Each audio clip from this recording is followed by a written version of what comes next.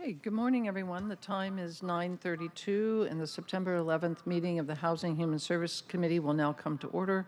I'm Kathy Moore, Chair of the committee. Will the clerk please call the roll?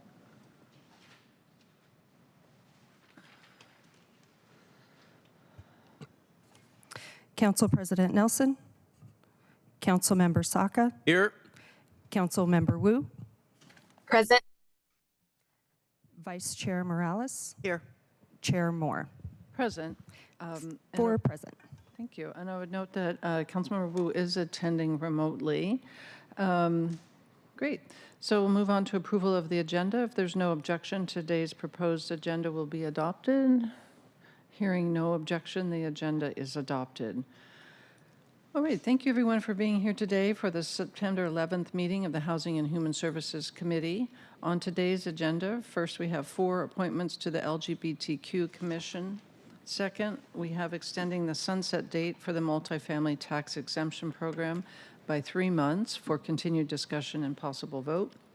And then we will have presentations from Deputy Mayor Washington and Jen Lebrecht from Central Staff on proposed amendments to the interlocal agreement between the City of Seattle and King County, establishing the King County Regional Homelessness Authority, and that will be for briefing, discussion, and also possible vote.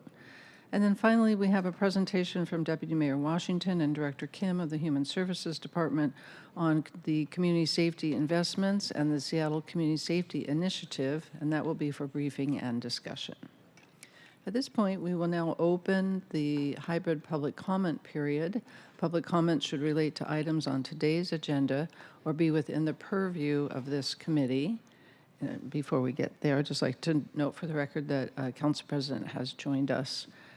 Clerk, how many speakers are signed up today? We have 1 in-person speaker and 1 remote speaker. Okay, thank you. So each speaker will have 2 minutes. We will start with the in-person speaker and then move on to the remote speakers. Clerk, can you please read the public comment instructions? The public comment period will be moderated in the following manner. Public comment period is up to 20 minutes. Speakers will be called in the order in which they registered. Speakers will hear a chime when 10 seconds are left of their time. Speakers' mics will be muted if they do not end their comments within the allotted time to allow us to call on the next speaker. All right, and the first in-person speaker is? Lily Hayward. And give me just one moment.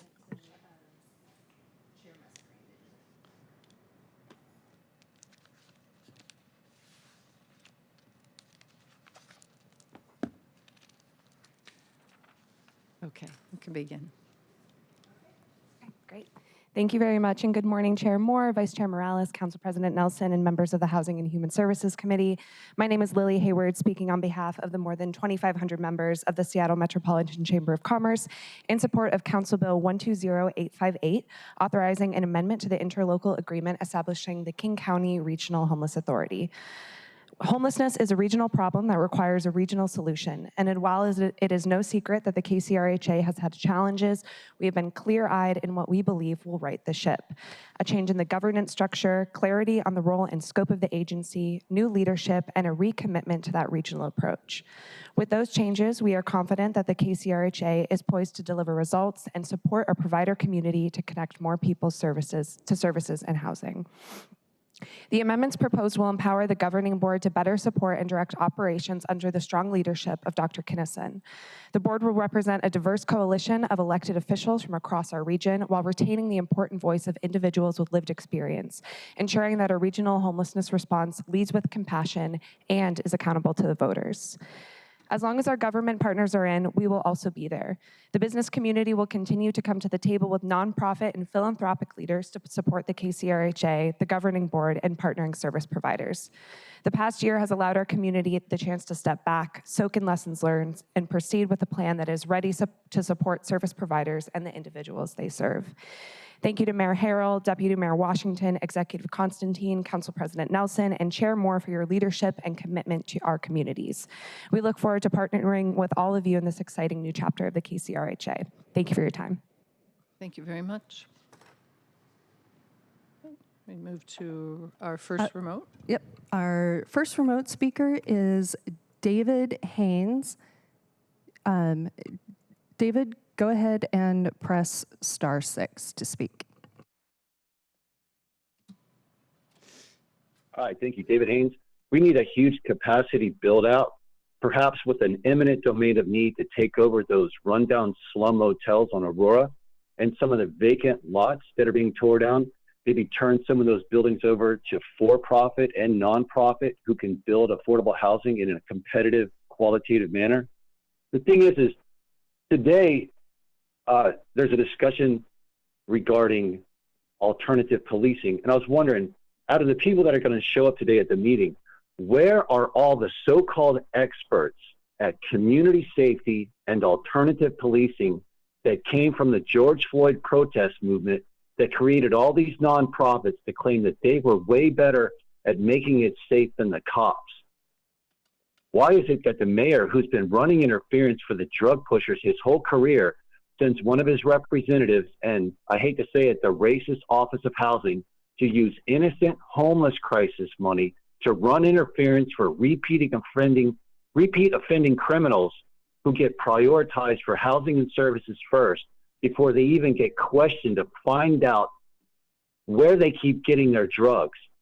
Like, I hate to get on a side note, but there is an affordable housing building on Cedar and First Ave, and there's a drug pusher who's on the second or third floor, and he's got this cardboard box in front of his window, and these junkies will yell for him. He sends down this little fishing pole with a bucket. They put money in it. He pulls it up into his affordable housing unit, and then he sends back down drugs.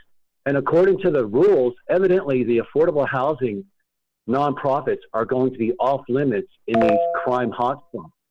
And you really have to redirect the homeless crisis money to solve the homeless crisis for innocent people, not for repeat offenders that keep bothering. Thank you. Chair, that concludes our list of speakers from the general public. Okay. All right, thank you. So there are no additional registered speakers. We'll now proceed to our items of business. Members of the public are encouraged to either submit written public comment on the sign-up cards available on the podium or email the council at council@seattle.gov. So we'll now move on to the first items on our agenda. Madam Clerk, will you please read the item agendas 1 through 4 into the record? Agenda items 1 through 4, appointments 3006 through 3009, reappointment of Andrew Ashiofu and Brent Pepowski, and appointments of Ashley E. Ford and Amari L. Leach as members of the Seattle LGBTQ Commission for terms to April 30th, 2026, for briefing, discussion, and possible vote. Hey, thank you. The Seattle LGBTQ Commission serves in an advisory capacity to the mayor, the city council, the city office for civil rights, and other city departments. Andrew Ashiofu, I apologize for not saying that correctly, is a former co-chair of this commission and has been on this commission since 2021 and has been active in House of Rainbow Nigeria and works in peer support for Delta Airlines. Brett Popowski is a current co-chair of the LGBTQ Commission and works as a health stabilization specialist for DESC and volunteers with a number of LGBTQ organizations, including an overnight camp for queer youth. Ashley Ford is a current co-chair of the Commission and has a background in development for youth nonprofits. Amari L. Leach is a new appointment. Amari is a human rights and a trans youth advocate. Amari has been recommended by the Commission, and we look forward to seeing his perspective on the Commission. Are there any comments or questions from committee members before we move for a vote? Not seeing any. And also, just may the record reflect that Councilmember Rivera has joined us. So seeing no further comments or questions, I now move that the committee recommend confirmation of appointments 3006 through 3009. Is there a second? Second. Thank you. It's been moved and seconded to recommend confirmation of the appointments. Will the clerk please call the roll on the recommendation to confirm the appointments to the LGBTQ Commission? Council President Nelson? Aye. Councilmember Saka, Aye. Councilmember Wu, Yes. Vice Chair Morales, Yes. Chair Moore. Aye. 5 in favor, none opposed. Excellent. The motion carries, and the committee recommendation to confirm the appointments will be sent to the September 17th City Council meeting. And congratulations to the nominees. Will the clerk please read the title of the 5th agenda item into the record?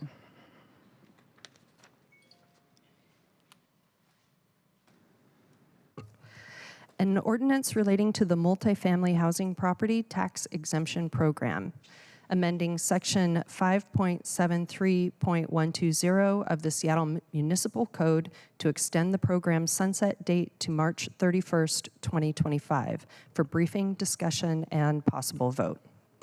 Hey, thank you. So, colleagues, this is back in committee today for further discussion and possible vote. Council Bill 120817, extending the multifamily housing property tax exemption program, which is a bit of a mouthful. The Office of Housing has done an especially deep dive in their analysis of the MFTE program this year, and they are still engaged in that deep analysis, and therefore they need some additional time crafting their new proposal for the next MFTE program. And I can note that in some of the discussions that have been going on around the challenges that the affordable housing providers are facing, there has been some discussion about whether we need to adjust the subsidy rates, and that's a pretty significant discussion, and it does certainly require additional discussion and thought on their part. So that's part of why we don't yet have the proposal. So the current sunset date is December 31st, 2024. The legislation before us today would simply extend the sunset date by 3 months to March 31st, 2025, to, again, allow the Office of Housing more time to submit their proposal, and also to allow council time to review that proposal once it's transmitted. If the council does not pass an extension, there will be a lapse during which no new projects can enroll in the MFTE program. Certainly would be my preference that we not have a lapse in this really critical tool that we have in providing affordable housing, even if it needs some improvements and modifications. So that said, I note that Tracy Ratzliff from Central Staff is in chambers and able to answer any questions if anyone has, colleagues. So, colleagues, before we move to a vote, are there any questions? Okay, Council President. Although I did not ask for a 2-meeting vote, I didn't bring up last time that I was hopeful that during the extension that council could get a sense of what the program is before it is sent down in legislation. And I do believe that we will be hearing that the Office of Housing will be briefing stakeholders in October, and that they will be also sharing that information that they're sharing with stakeholders with us. Yeah. For the redo of the whole program. Yeah. That's my understanding. Great. Did we want any, and Tracy's nodding from the audience that that's correct. Anyone else have, Councilmember else? Vice Chair? No. Okay. Looks like they're seeing no further questions. I now move the committee recommend passage of Council Bill 120817. Is there a second? Second. Thank you. It has been moved and seconded. Will the clerk please call the roll on the committee recommendation to pass the council bill? Council President Nelson, Aye. Councilmember Saka, Aye. Councilmember Wu, Yes. Vice Chair Morales, Yes. Chair Moore. Aye. That is 5 in favor, none opposed. Thank you. So the motion passes, and the committee recommendation to pass the council bill will be sent to the September 17th City Council meeting. Thank you again, Tracy, for being here today, and also for all your work on this to date, and all the work that you're going to continue to do on this. So thank you so much. All right, Madam Clerk, will you please read the title of the 6th agenda item into the record? An ordinance relating to homelessness authorizing the mayor or the mayor's designee to execute an amendment of the interlocal agreement between the City of Seattle and King County, establishing the King County Regional Homelessness Authority for briefing, discussion, and possible vote. All right, thank you. Colleagues, today we will have Deputy Mayor Washington and Jennifer Lebrecht from Central Staff with us at committee table to walk us through revisions to the interlocal agreement with King County that sets up the King County Regional Homelessness Authority. I've been told that Deputy Mayor Washington is on her way. Should be here at 10. She'll be providing context on KCRHA, and Jen Lebrecht will be talking through the specific changes.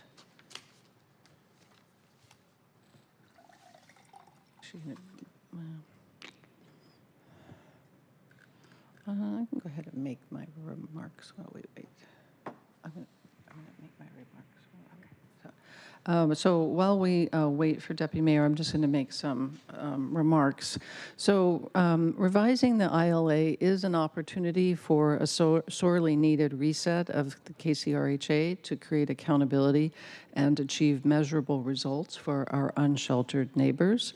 I think, as many of you know, I have been a vocal critic of KCRHA to date. I think many of us, no matter where we sort of land on the spectrum, have had our concerns about how well KCRHA has executed on its mission. But through this process of both hiring a new CEO and also working to create amendments to the ILA, we've had a very collaborative process with the mayor's office, and I'm very appreciative of that. Both Council President and I have been actively engaged in this work. And so I think that the product that we have here, I feel very positive about, and I look forward to Jen sharing more about the specifics of it and why I think it is a good step forward. And I certainly, we have had an opportunity to meet with some of the regional partners to talk about sort of how do we recommit to the mission successfully. And I think that those conversations have been encouraging, sort of been able to get a little bit of their perspective about what their challenges have been around sort of fully committing to KCRHA. And I think we're more sensitive to those concerns, which is important and going to be allow for a more effective regional partnership, which is what this is ultimately all about, because addressing homelessness really is a regional as well as state and national issue. So I do look forward to working with the regional partners to lay a more effective framework for KCRHA to succeed. So we're still waiting. I think we will just begin with, we'll launch into Jen's presentation.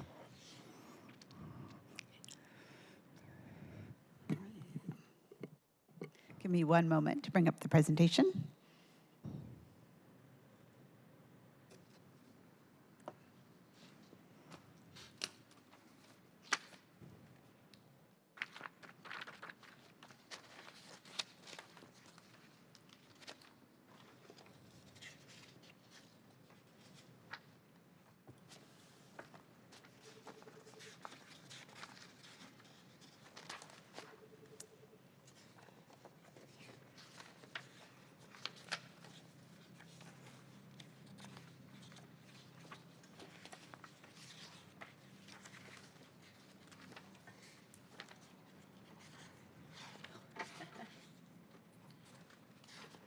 All right. Thank you for having me here today. I'm Jennifer Lebrecht. I'm a Central Staff Analyst, and as the Chair Moore just described, I'll be talking to you today about revisions to the interlocal agreement between King County and Seattle regarding the King County Regional Homelessness Authority. The bill before you today is Council Bill 120858. And that bill would authorize the executive to enter into an amended and restated interlocal agreement with King County. The amended and restated ILA is attachment A to the ordinance.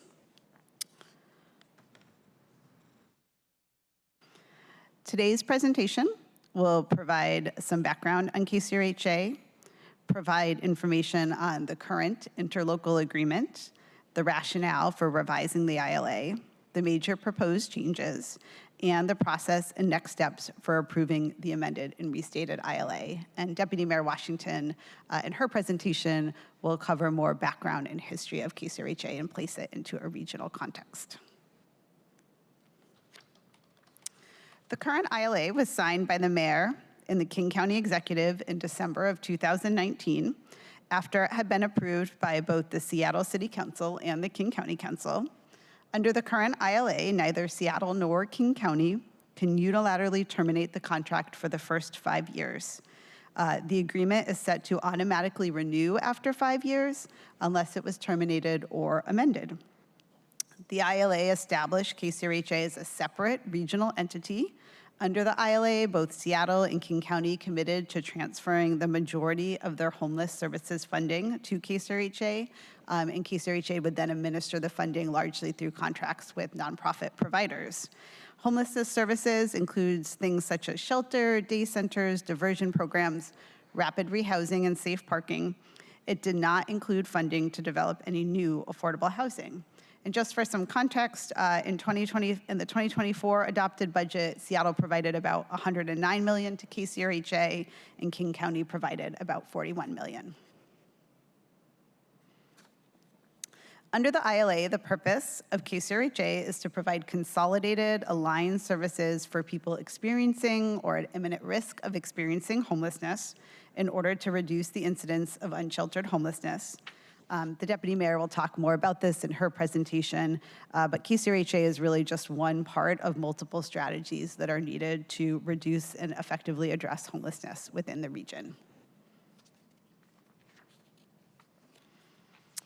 This slide shows the major components of the current ILA. One of the big ones, one we'll be talking a lot about today, is the oversight structure or the governance structure. Right now, the oversight structure consists of 2 boards, an implementation board and a governing committee. The implementation board is made up of 13 community members, 3 with lived experience of homelessness, and then 10 with subject matter expertise. The implementation board was intended to act like a traditional board of directors with sort of closer oversight, more oversight of day-to-day operations. The governing committee is made up of 12 members, 9 elected officials, and 3 people with lived experience of homelessness, and it was meant to provide a higher level of oversight. Additionally, under the ILA, there is the Continuum of Care Board has the option to serve as an advisory committee to the implementation board. And just for clarity, the region, King County, receives at least $60 million a year in federal funds from HUD, the Department of Housing and Urban Development, for homelessness. And those funds are regulated under federal statute, and that statute requires certain things, including a Continuum of Care Board. So that is really an entity that is independent in some ways, regulated under federal statute, exists so that the region can receive money from the feds. But in the ILA, it's conceived that it can play an advisory role to the implementation board. Other components of the ILA include the purpose, the mission, guiding principles, powers, and limits of the authority, and the process for requesting funds, as well as expectations for the Chief Executive Officer, or CEO. As a high-level overview, the amended and restated ILA will address a number of these components, including the governance structure, Continuum of Care Board, purpose, mission, and guiding principles, the process for requesting funds, and the Chief Executive Officer expectations. It does not make any changes to the powers of the authority or the limits to its powers. So why are we here today? Why are we talking about revising the ILA? Since the ILA became effective in December of 2019, there have been a series of sort of high-profile challenges, including things like CEO turnover, partnership for the end to Partnership for Zero, and issues with timely payment to homeless services providers. The governance structure has been cited as being a challenge. For example, the governing committee called for recommendations to improve the governance structure in 2023. The goal of revising the ILA is largely to create a more effective governance structure that provides better oversight and accountability, to help improve the functioning of KCRHA and rebuild public trust in the agency. It is understood that this is a necessary but likely not by itself sufficient step to achieve that goal.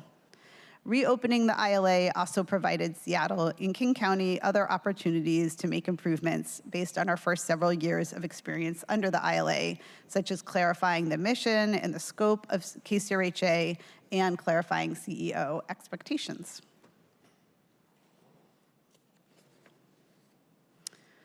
Chair Moore, did you want me to stop for questions or just go all the way through to the end? Are there current questions at the moment? No, let's just go. Okay. The major change to the ILA is around streamlining and simplifying the governance structure. Under the amended and revised ILA, the number of oversight entities is reduced from 2, the Implementation Board and Governing Committee, to just 1, the Governing Board. Like the Governing Committee, the Governing Board will have 12 members. 9 of them will be the same elected officials that are currently serving on the Governing Committee, the Seattle Mayor, the King County Executive, 2 Seattle City Council members, 2 King County Council members, and 3 elected officials from the Sound Cities Association. Additionally, there will continue to be 3 members with lived experience who will sit on the Governing Board. However, the appointment process for those lived experience members will change. Under the current ILA, those members are appointed by the Continuum of Care Board. Under the revised ILA, each caucus will appoint 1 member. Additionally, lived experience members should now also have subject matter expertise, which is not a requirement under the current ILA. The ILA provides clear authority and powers to the Governing Board to set strategic direction, make major policy decisions, approve the annual budget, provide financial oversight, and monitor performance of KCRHA, homeless services providers, and the homeless service system as a whole. I would describe the Governing Board's powers and authorities are a combination of the implementation boards, the governing committees, plus additional ones. So I would say the overall authority is greater than what exists between those 2 oversight entities in the current ILA. As described already, for the Continuum of Care Board, the revised ILA now provides the option for the COC Board to serve as an advisory committee to the Governing Board. Remember before it was to the Implementation Board. That's an option because, as described, the COC Board is an independent entity regulated under federal statute, so the ILA can't tell, honestly, the COC Board what to do, but it can provide the option to serve as an advisory committee. Because the COC Board is regulated under federal statute, it retains control of some important policy decisions, such as funding priorities for that $60 million in annual funding, as well as the coordinated entry prioritization process.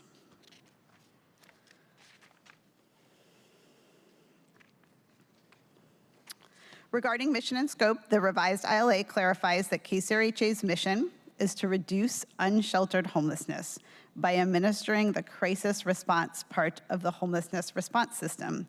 That means services that meet the immediate needs of people experiencing homelessness, for example, shelter or hygiene centers. It also adds a new scope of work section. To be clear, that new scope of work section doesn't create new things for KCRHA to do. It just describes what KCRHA is currently doing, but puts it down in one place in writing, which hadn't existed before. It also revises guiding principles to state that KCRHA should be guided by housing first and other approaches that are evidence-based and can successfully meet the needs of those experiencing homelessness, including approaches that support recovery and behavioral health needs. And just to be clear, King County, not KCRHA, remains fully responsible for behavioral health services. Other changes include that the ILA will continue indefinitely until terminated. Either Seattle or King County can unilaterally terminate at any time, although the effective date of the termination cannot be less than 12 months from the date of that notice has been delivered to the other party, plus the authority essentially to provide a 12-month ramp down period that also exists in the current ILA. It creates more overt expectations for the chief executive officer, strengthens reporting obligations, and makes other changes necessary for clarifying intent or processes, technical corrections, and just changes needed to accommodate the change from one governance structure to another. As I've already referenced, revising the ILA is a complex process that involves 4 different decision makers: Seattle City Council, the King County Council, the Seattle Mayor, and the King County Executive. Additionally, the King County process involves not just King County Council, but also the Regional Policy Committee. Both legislative bodies must pass legislation to approve the revised ILA, and once the mayor and the county executive sign the ILA, it will go into effect on the date of the last signature. This describes the tentative schedule. Some of these things have obviously already occurred, so we're here today, September 11th, for the Housing and Human Services Committee. The soonest that City Council could take action, if this passed out of committee today, would be next week, although it does not have to happen next week. As we'll talk through in a moment, King County is still working through their process. So for King County, this ILA has already gone to the Committee of the Whole and the Regional Policy Committee for discussion only. It will go back to the King County Committee of the Whole for a vote on September 24th. It will go back to the Regional Policy Committee for a vote on September 30th. And then if they do not make any further, or if the Regional Policy Committee does not make any further amendments, King County Council could take final action by October 15th. The way the Regional Policy Committee works, if the RPC decides to make amendments, then we might have to go through this process a few times and the schedule might change. So this is tentative, largely due to the uncertainty around, or not the uncertainty, but just the added complexity when it is referred to the RPC. And I will stop there for any questions. Thank you. Any questions? I Council. do just have a scheduling question then. If there is an additional round at the county level, or if there is an additional delay, what does that mean for our process if we don't vote for it next week? Yep. So ultimately, the Seattle City Council and the King County Council have to approve the same ILA, right? Because it is the one being signed by the Seattle Mayor and the King County Executive. So amendments, depending on where City Council is in their process, if King County chooses to amend, that may mean that City Council may also have to consider amendments on their side in order for the 2 documents to match. But if they're not making their decision until the 15th and it includes amendments and we've already voted on it next week, that means we would have to come back. It could. And again, I list next week as sort of the date for soonest possible action. Okay. There's always a choice to hold as well. We would but have that's to. exactly right. Yep. Okay. So we'd have another council meeting in order to be able to vote on it. And that would I'm be just the thinking council about president's budget discretion, coming. yes, but Yeah. I think that's a decision on the table is does Seattle vote now? Yeah. Or does it wait until it's made its way, the ILA has made its way further through the King County process to understand if King County will be making any changes? But that's a choice. Okay. Thank you. Yeah, and I'll just note that this is our last committee meeting before budget, so we would be looking at December to come back if we had to come back to the committee. So, we did attend the Regional Policy Committee, and there were that discussion was very positive. I just recall there were sort of 2 technical potential amendments proposed from the mayors. Do you remember that, Jen? I've been informed that there are 3 potential amendments. There could be more, 3. They're a combination of really technical amendments and more substantial ones, to be honest. But we won't know until closer to the Committee of the Whole if those will, be real or not, or if they'll be brought forward. And the RPC members can find a sponsor to bring their amendments to the Committee of the Whole so we could know as soon as the 24th or a couple days beforehand when the agenda is published what amendments are under consideration. But the RPC has their own separate amendment process, so there could be further amendments brought to the RPC as well. So is there a date by which we have to pass this in order to keep moving forward? I mean, the way the current ILA is written, if there's no action, it just automatically renews in December. So it's not as if the ILA would terminate if no action were taken.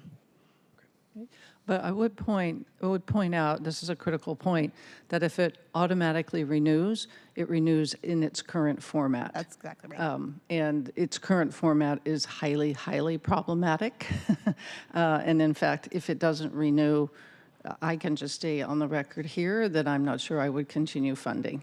So from my perspective. So it is critically important that we get the ILA in its proposed format through over the finish line before the budget or before it automatically renews from my perspective. So anyway, I mean, we're certainly not locked. If we vote prior, we can always come back, I guess is what I'm trying to say, in response to the county. But I'm hoping that the county is having similar discussions to what we're having here today about the need to really get the restructuring in place so that we can start the year afresh, and the expectations about how it is going to operate is clear amongst all the partners, and we can be very clear with service providers that we are going to have a truly functioning entity going forward, because I know there's a lot of anxiety about that issue. So, I see. Okay, Council President, did you have another question? I don't have a question. I just wanted, well, go ahead. State my position. And so first of all, Jen, thank you so much. You've been in the thick for months and months and months. And I very much appreciate not just dealing with us two, but also upstairs and then across the street. So thank you very much for that. It hasn't been easy. And I do want to reiterate Chair Moore's point that it is at a point where change has to be made, and I do share her concern that in the present form, we're going to keep stumbling over and over and over again, and the agency is not going to be able to deliver on its promise.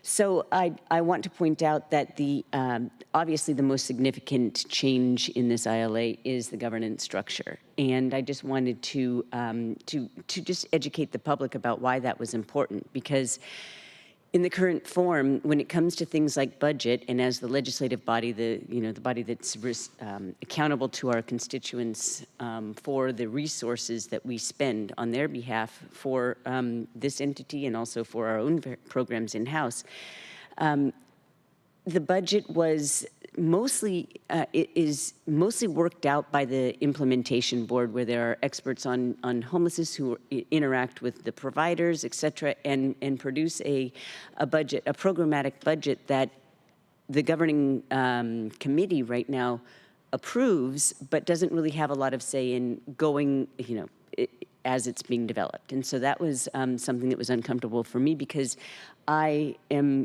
so strongly believe that the people who are spending public dollars must be accountable to the public. And so that is the change that I feel most passionate about and that's most necessary. I mean, some boards, for example, Sound Transit's board is comprised only of the electeds because they have to answer to their own constituents. I think that is a sound model. This board does have 3 individuals that designated spots that we each cohort will choose, but that represent the lived experience community. And I also want to point out for the public that the COC advisory board is led by, I believe, providers and people from the Lived Experience Coalition. Could you please confirm that? Yes, it is actually regulated by HUD that it has to have representation from both providers and people with lived experience. Right. So, so we are maintaining that voice here as well. So I just wanted to say that that's the change that's most important. But ultimately, we're talking about the governance structure of an organization, and what really matters is what we're doing for the people that it's serving. And that is the next big task of the organization, is the programmatic reboot, what is the professional term? I mean, the term of art, but when figuring out what this, the services that will be provided, and that is what's most important, and that's what I'll be looking closely at. There was a lot of discussion about should we call out Housing First in the ILA or not, when a lot of folks are saying in the provider community that, in fact, recovery-based services are necessary, et cetera. So I just want to make sure that as we are going forward, that we are making sure that whatever this organization is doing, the services provided are effective in helping people that clearly need it, and and that's how ultimately the organization will prove itself. Thank you. Councilmember Rivera? Thank you, Chair. Thank you for the opportunity to ask questions, as I don't sit on this committee, but I very much care about all these issues. And so thank you, Jen, for the presentation.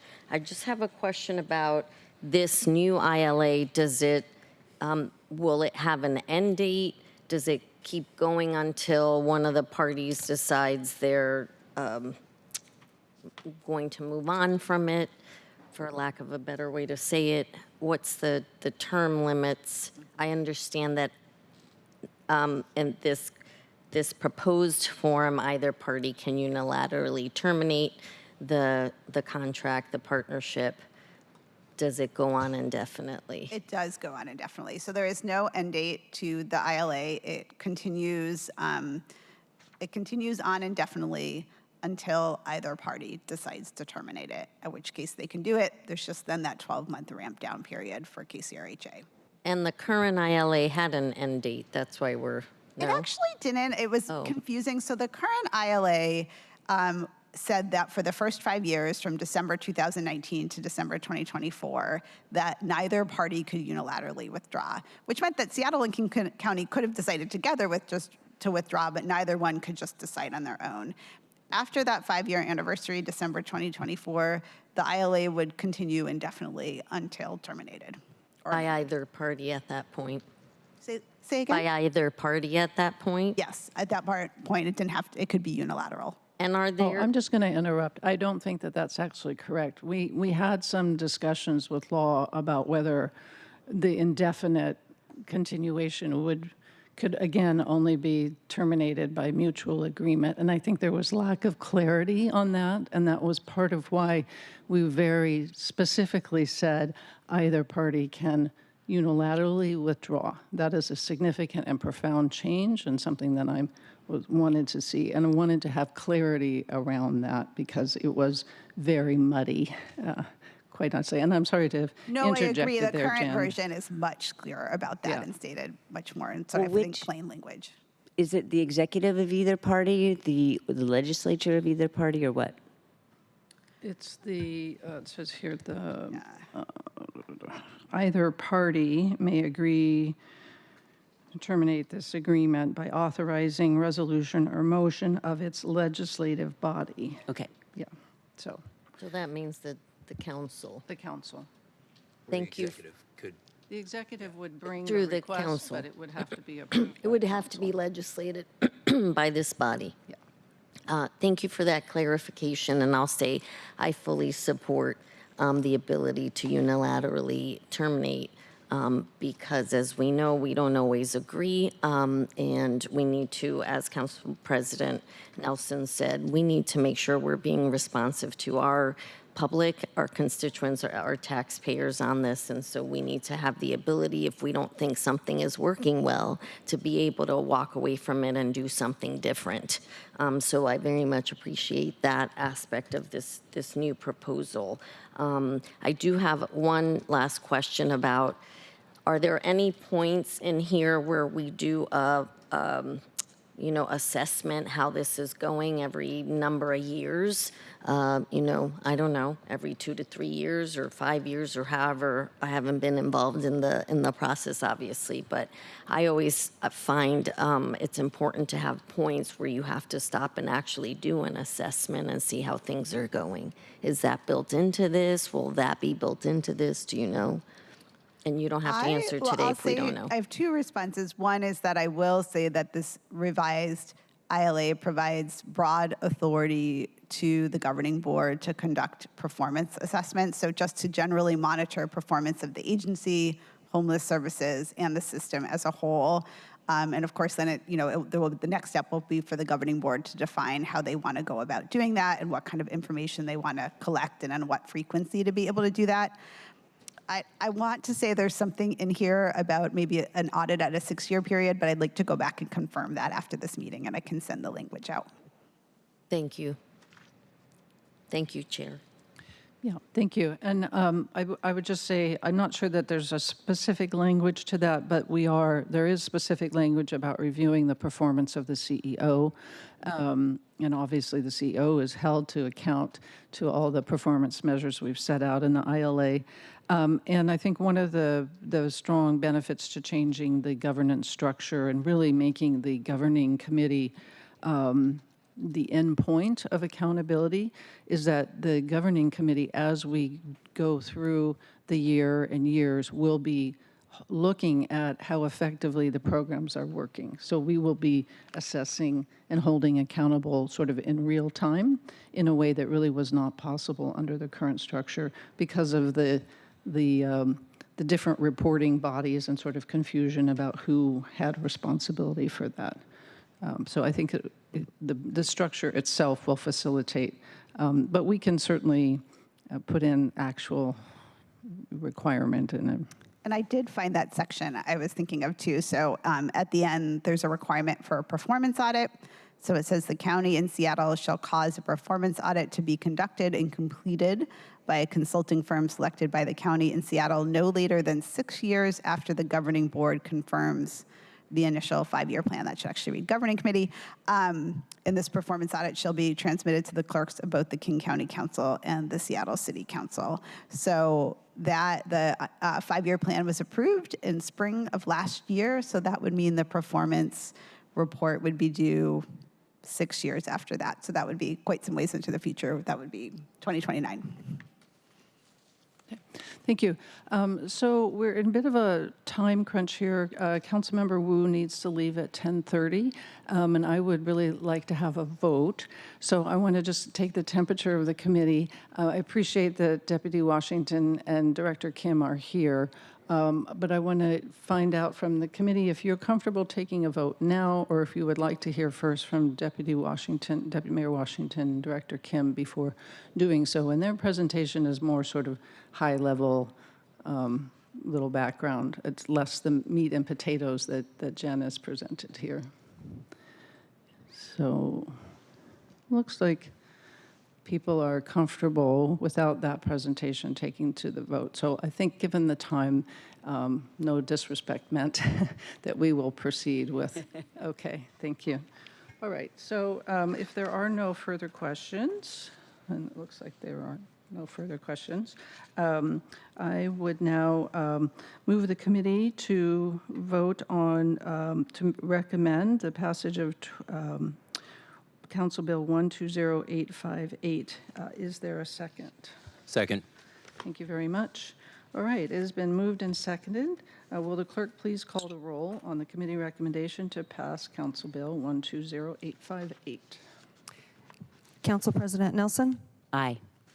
Councilmember Saka? Aye. Councilmember Wu? Yes. Vice Chair Morales? Yes. Chair Moore? Aye. 5 in favor, none opposed. Thank you. The motion passes, and the bill will be referred to full council for the September 17th meeting. So thank you very much. Thank you very much, Jen, for your presentation. Thank you very much to the mayor's office and executive for being here and for all the work that you've done and willingness to come and talk to us. So, all right. Madam Clerk, if you would read the next agenda item 7 into the record.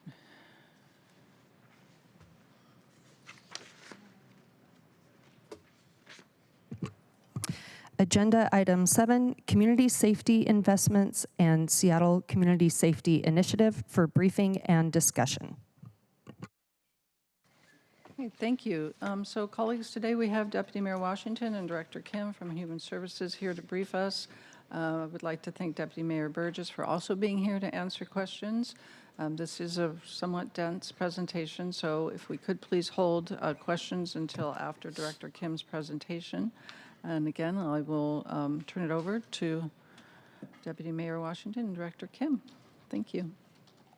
Thank you, and thank you for having us this morning. I'm waiting for the slide deck to pull up, but in the interim, there are a few of us here this morning. My role is going to be to give a high-level overview of community safety and the philosophy around the investments in HSD.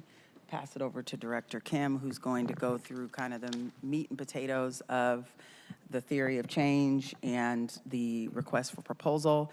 And then I have my amazing colleague, Deputy Mayor Burgess, over here, just in case there are specific questions about police, SPD, and then the care department, to be frank, around like alternatives to policing. So he has graciously agreed to sit here and entertain any questions in that regard. So once the deck pulls up, we will get started.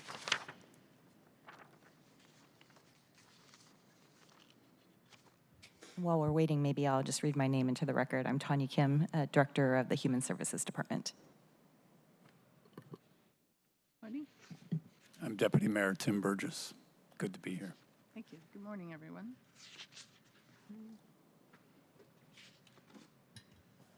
I'm gonna look at your computer too. Okay, you can go to the next slide. So I went over this a little bit in my opening, so we can go to the next slide. Okay, so I thought it was important before we delve in to talk about where we are, where we were, where we are, and where we're headed. And so where we were in 2020 to 2022, you all know, you lived it, global pandemic, civil rights reckoning, a lot of public pressure for electeds to invest in alternatives to policing, a new division that council created called Safe and Thriving in HSD, focused on community safety and support for crime survivors. And then there was also a huge funding influx from council to HSD that led them to hold a competitive funding process to determine which agencies to award for the new investments that were coming into the department. Where we are now, when we started, Mayor Harold gave a clear directive to focus our investments to get more significant results and reduce violence. Mayor Harold met with every single, early on, required Director Kim to convene every single awarded agency who's in the community safety space. He asked for them to list what they do, what their outcomes are, and after that meeting, he concluded that we needed to go more in depth. He felt like we were doing a peanut butter approach, and so he directed HSD to focus our investments. So currently we have 39 contracts funded for a total of $29 million. We had additional funding added this year for school safety efforts.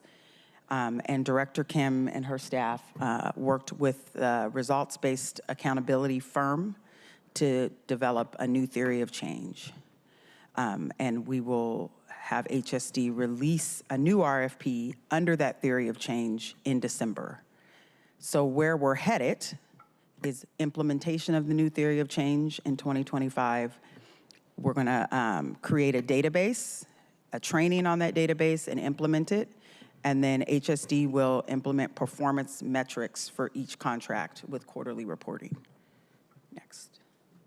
Oh, you went too far. So the next couple slides talk about kind of the framework in which HSD and the community address violence. We believe it's a public health issue. The reason it's called a public health issue is because there are risk factors. So there's signs of an affection of violence, and it's both predictable and preventable. There are protective factors, there's treatment, and that's widely known and proven.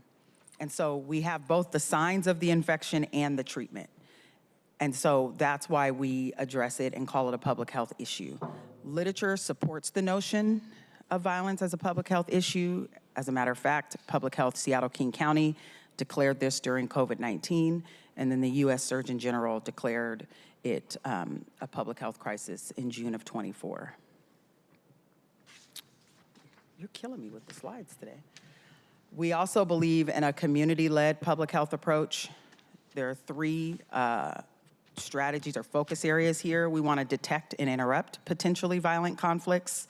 And so we have trained violence interrupters and outreach workers who prevent violence through mediating conflict, preventing retaliations, and following up to ensure conflict does not reignite. We want to identify and change behaviors of people at highest risk. So we have trained outreach workers who reduce risk for those most likely to be impacted through assessing the highest risk, changing behaviors, and providing case management. And then lastly, we want to mobilize the community to change norms and address root causes. And so we engage with community leaders by responding to shootings in high-risk areas, organizing the community, and we organize the community to spread positive norms. So Dr. Marshall, who I look up to, he essentially said that there are the commandments of violence. So things like thou shalt not snitch, thou shalt get money by any means necessary. The only way to change that thinking that's deeply embedded in certain communities is to spread positive norms, which counteracts the spread of negative norms. He says that the community is an immune system, and if it's infected, and I think we heard this I think it was Rainier Beach High School, people were talking about the statistics around the school and how they mirror what the children are experiencing in the school, and the reporters wanted to know why, and it's because the entire community is infected with the disease of violence. It's not just the school or an apartment complex, it's an entire community. Is this you? Oh, good, I get to pass it over to Director Kim.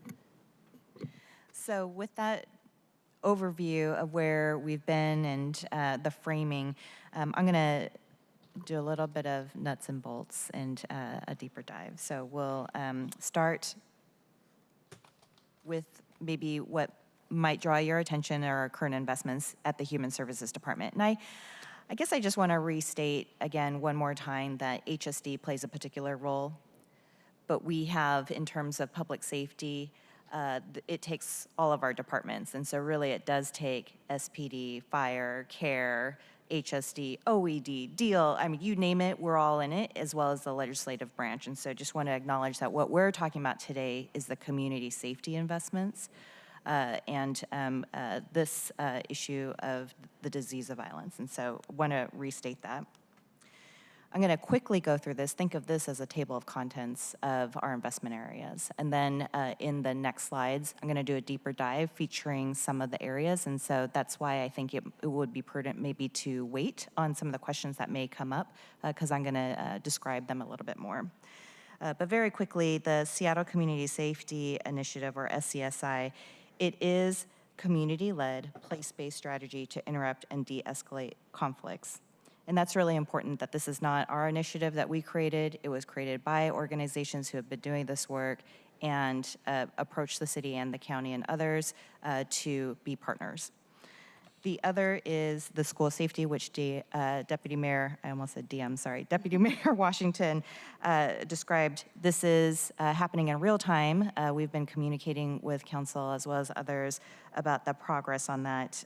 And their school safety investments, interrupting conflict, really it's the same thing, but place-based, very specific to the schools. And then each school has its own culture and ecosystem of services. And so it is taking some intentional efforts to work with them. And we've got 11 on the docket. We're starting with the 5 high schools. I'll remind you of that work a little bit later. Hospital-based intervention, this is led by Harborview. They support gunshot survivors and their families and prevents retaliatory violence. This is crucial for breaking the cycle.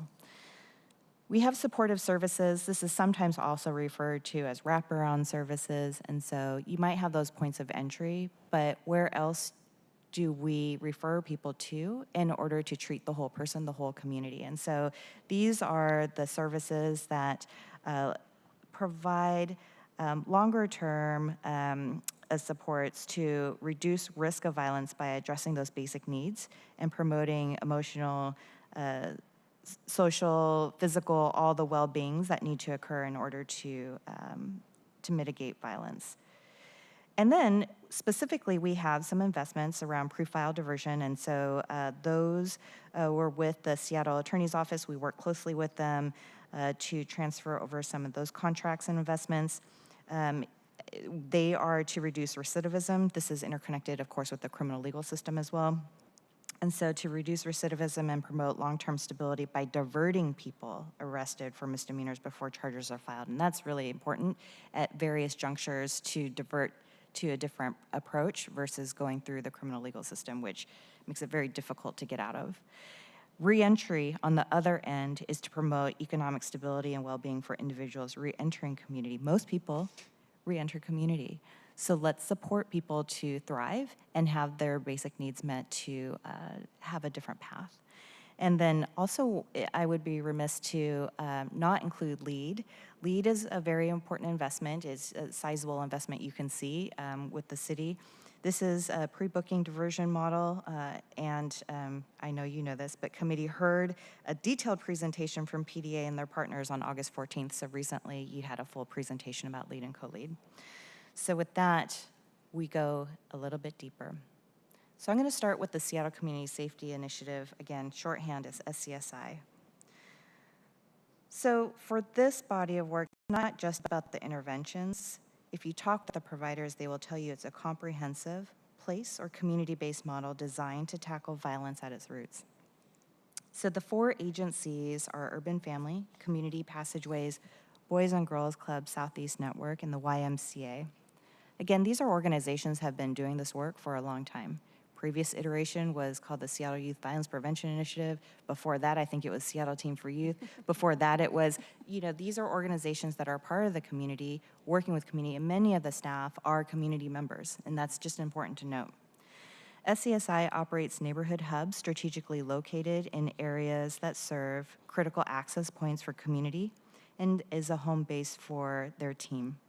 Hubs were launched in historically high-risk neighborhoods and have also been, those neighborhoods have also been historically underserved. And I know that oftentimes there's a question, why not the north end, et cetera? This is where it started, doesn't mean this is where it ends. They are currently in Central, South, and West Seattle. Now, we talk a little bit about SCSI, but there is a little bit of confusion or sometimes questions about the various roles, and so wanted to offer that to you today as well. Who are the people or the functions behind SCSI? So in order to disrupt and de-escalate and mitigate violence, there takes different types of specialty experts. We have violence interrupters. They're highly trained community leaders, often folks who have lived experience, who know people, who may have experienced being impacted by the criminal legal system, et cetera. So that is intentional, that there are people who are credible that you can talk with and interrupt violence, especially when it's hot. I'm not going to walk in and mitigate a conflict after a resolution, but you better believe that Marty can go out and just talk with people who she already knows and really get to the heart of an issue very quickly. So these are folks who are with the agencies who are extremely connected. They possess the necessary skills and are credible to de-escalate the conflicts, prevent retaliatory shootings, and manage rumors that could lead to further violence. And I probably don't have to tell you about social media and all the other things that need to be mitigated too. So that's really important, the violence interrupters. Outreach workers are also similarly trained and have good reputation amongst community. They connect to hard-to-reach community members and leverage their own experiences to overcome resistance to crucial services. And so it's sticking with people, building those relationships, and getting them into the other services that are available. Safe passages, you might have heard this term before. These are folks in a program that ensures the safety of young people, particularly during times where there's transition during school. So it's before, after, perhaps lunchtime if there's open lunches. They maintain a visible presence in designated safety zones, helping youth transition.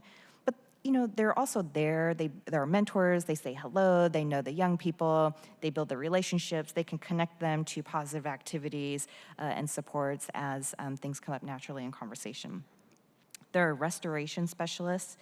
So here, what's interesting is that they operate primarily in hospital settings or post-discharge from hospital settings and are trained to intervene with violence-prone individuals and their families, connecting them to essential services and mentoring to prevent further violence. And so, we talked about survivors, but we're also talking about people who might be causing the harm, which, if you know anything about ACEs or other things, often that they have also been victims of harm previously in their younger years, or it's intergenerational violence.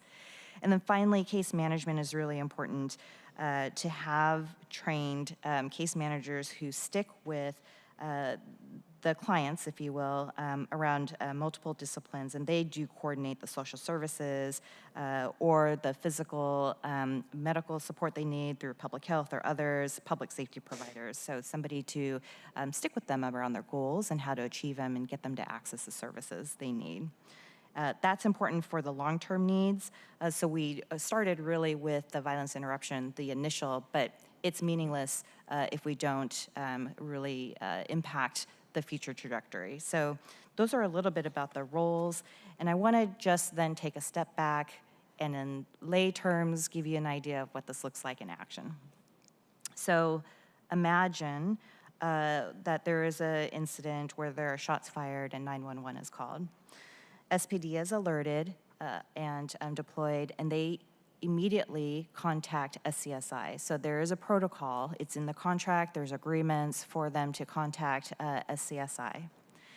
SCSI, it's in near real time. And so what they do is they deploy violence interrupters and they go quickly to the scene.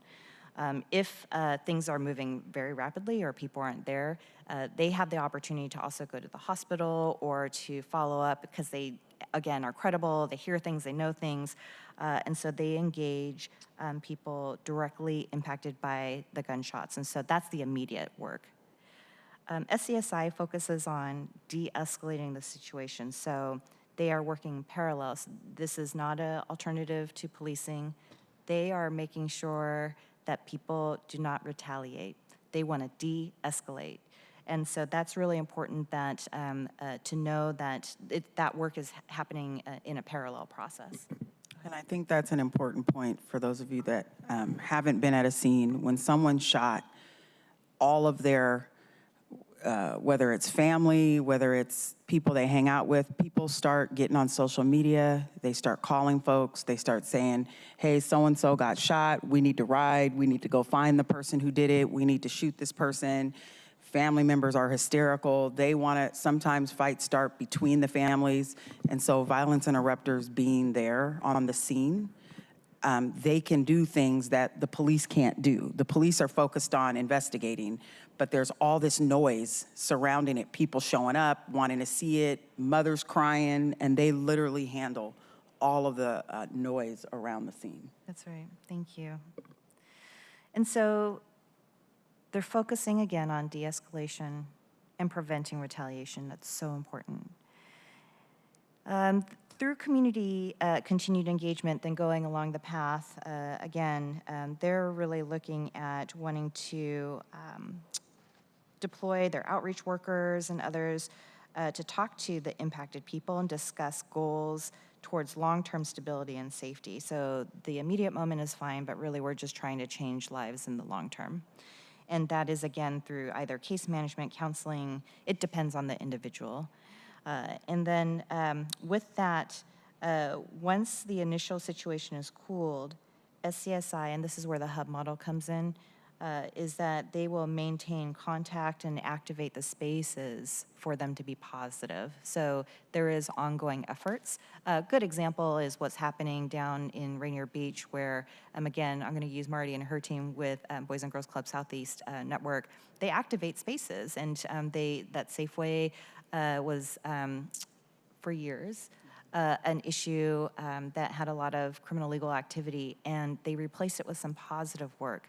It doesn't go without some level of risk, and so I want to acknowledge that these are folks who, they live there, they are part of the community, and they're going to do what it takes, and just want to acknowledge that they really do, they're committed and a part of the community and doing this work without the risk.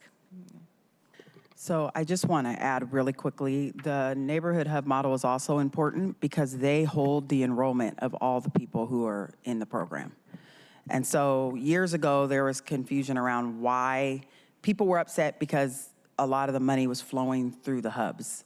When you don't have a hub, you can't collect centralized data. So the hubs enroll young people. They put them in the database, which then allows for the city or the county to say how many young people went back to detention or how many young people stayed out of detention.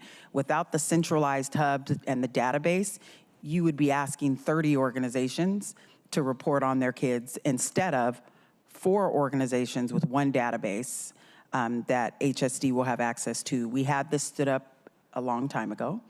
We want to build a new database and a better database. And so that's another huge responsibility of a hub, is to hold the data centralization. And so we have about, I think, 8 slides left. We're gonna get through so you guys can ask us questions. The next one, we've talked about the school-based work. It's essentially similar, but based in schools. And so I just want to remind you that there are 5 high schools that we're starting with, and then we're going to move to the feeder schools thereafter. I've sent updates on our progress. It does take a lot of coordination with the school district and then the individual schools as well. And so just wanted you to know that we're making immediate progress with Rainier Beach and Garfield. And in fact, we have a meeting this afternoon just to solidify some things with all the partners, including the schools and the community-based organizations. And so I'm going to move us forward because I think that you're relatively versed on that. And we'd be happy to report back once we have everything fully implemented, but it's very early. The hospital-based intervention, again, this is at Harborview. So what's really important is this is a national model supported by the Health Alliance for Violence Intervention. And really what it comes down to this is that this is the state's trauma center where gunshot victims are taken. It's not enough just to release people. This is an opportunity for us to make sure that they have the resources they need. And so if the victims or their families are asking for additional supports, then they will connect them to organizations that can immediately help them. So think of it as a developed safety plan or resources before people are move out of the hospital situation. HSD funds some of the staff as well as some of the organizations that receive the referrals. We'll go to the next slide. We did talk about reentry. This is, again, really important work that we're doing. And so with these investments, and this is a precursor to the outcomes. And so we are looking to reduce recidivism and build economic stability. If you're incarcerated, you don't have a place to live, you come into the same environment, you don't have a job. We really, it's difficult to expect different behaviors, but reentry services are so critical to ensuring that people have what they need in order to, again, thrive and go on a different path. So I do want to move very quickly into outcomes and measurements because I know that it's of great interest to all of us, including, as Deputy Mayor Washington said, the mayor and HSD. This is going to sound very familiar with presentations that I've given in the past about public health or any large investments that have been relatively idle and we've been managing it, but we haven't been as intentional as we could. So I want you to know again and underscore that we are developing a new theory of change. That is our charge. Well, it's developed. I'm not releasing it because it's going to inform the RFP. DM Washington said I have developed it. That is true. So for the record, we've developed it. We're not releasing it fully because it's going to be a part of the RFP, which I'm going to talk about. So we don't typically release everything at the same. We release everything at the same time to be fair and equitable to the community. But I'm going to give you a preview on some key things. With the RFP, the theory of change, just giving you some background information that it's, we based it off of peer-reviewed academic research. We do literature reviews. It's based off of local crime data and other social trends, and we want to thank SPD for their data. We've got best practices. We've talked about that. And community engagement and the feedback that we received. You know that there's been a lot of conversation at schools and community, the community meetings that you're holding. We hear, we see, we read all of those things and take that into consideration. And so with that, let's talk about the key desired outcomes that you can anticipate us asking our set of contractors in the future state to report on. So on the left-hand side, and I'm not going to read the whole slide, but I think the three for us to give voice to is important. We want to see improved life outcomes and reduced recidivism rates for individuals at the highest risk of involvement in violence. And this is a set. You can't do one standalone. It really is comprehensive. The second is we want to see reduced harm to communities by utilizing alternatives to arrest as an option of first resort. So we need diversion and other options. And number three, we want to see reduced incidents of violence. I think we probably all agree on that. Now, how we're going to measure it, there's some examples on the right-hand side. I'll just name one just to give voice, and then we'll move forward. That we would like to, with the contracted organizations in the future state, we're going to look at rearrest and our convictions for violent crimes for participants enrolled in our programs. So we just have to look at the hard data and understand what impact that we're making. Okay. Next. It's not enough just to say this is what we're going to do. We have to build a whole system around it. And so you can see here what we're going to be building. It's going to take a little bit of time, but there is definitely urgency around this. Right now we have, again, that slide that has the various investment areas that we're funding. We are going to invest in robust evaluation. We don't currently have that right now. So these are the things for the future state. These are our improvements. We need to analyze the key investment areas, ensuring that we have dedicated funding and capacity to do this work. We have the right subject matter experts. We're also going to collaborate with some of our experts in our own community. So for example, University of Washington has a firearm injury and policy research program. We're going to build an advanced database system. We used to have one. Unfortunately, with the pivots of the past, some of those databases were dismantled, but we need to bring that back because we need to track, we need to do referrals, we need to monitor our own data. We're also going to have performance-based contracts, and so I like to think of it more as not as punitive, but as incentives. If we meet the outcomes, we will pay for that. So there's going to be a base level of pay, but it's the incentive pay in order to ensure that our contracted providers are not just serving people, but that they're achieving the outcomes that we've set forward in our theory of change. And again, we need to continue to be in partnership with community by having regular listening sessions with stakeholders and program participants. We need to know that people are feeling safer. So people need to be safer with the data, but people also need to feel safer as well. How we're going to get there, again, is through a competitive funding process. And we, in this case, will shorthand it for an RFP. So it's the request for proposal. We will put out, here's a description of what an RFP is for the viewing public. I can already tell you based on the data that we're receiving, unfortunately this is consistent for many years, is focusing on those disproportionately impacted by gun violence. That is often Black, African American, and Latinx community members. You'll see the age 10, please don't be alarmed by that. It's really middle school and up to young adults because now we're expanding into middle schools. The budget amount at this time is 5.7. That may increase as we're implementing all of the new services that we have online, so that may go up. And this is important. You will see a request for proposal, the guidelines and application, be released in December. And so certainly you will help us share that information out. And the reason it's being released in December is because departments have a blackout period during budget season of making award announcements, because if people find out whether they did or did not get awarded, they will then fill the chambers and start to advocate. And so we, I don't know, 10 years ago maybe, separated the two, and we just let budget be budget, and then we do processes outside of it. And so that's why it's not posting until December 3rd.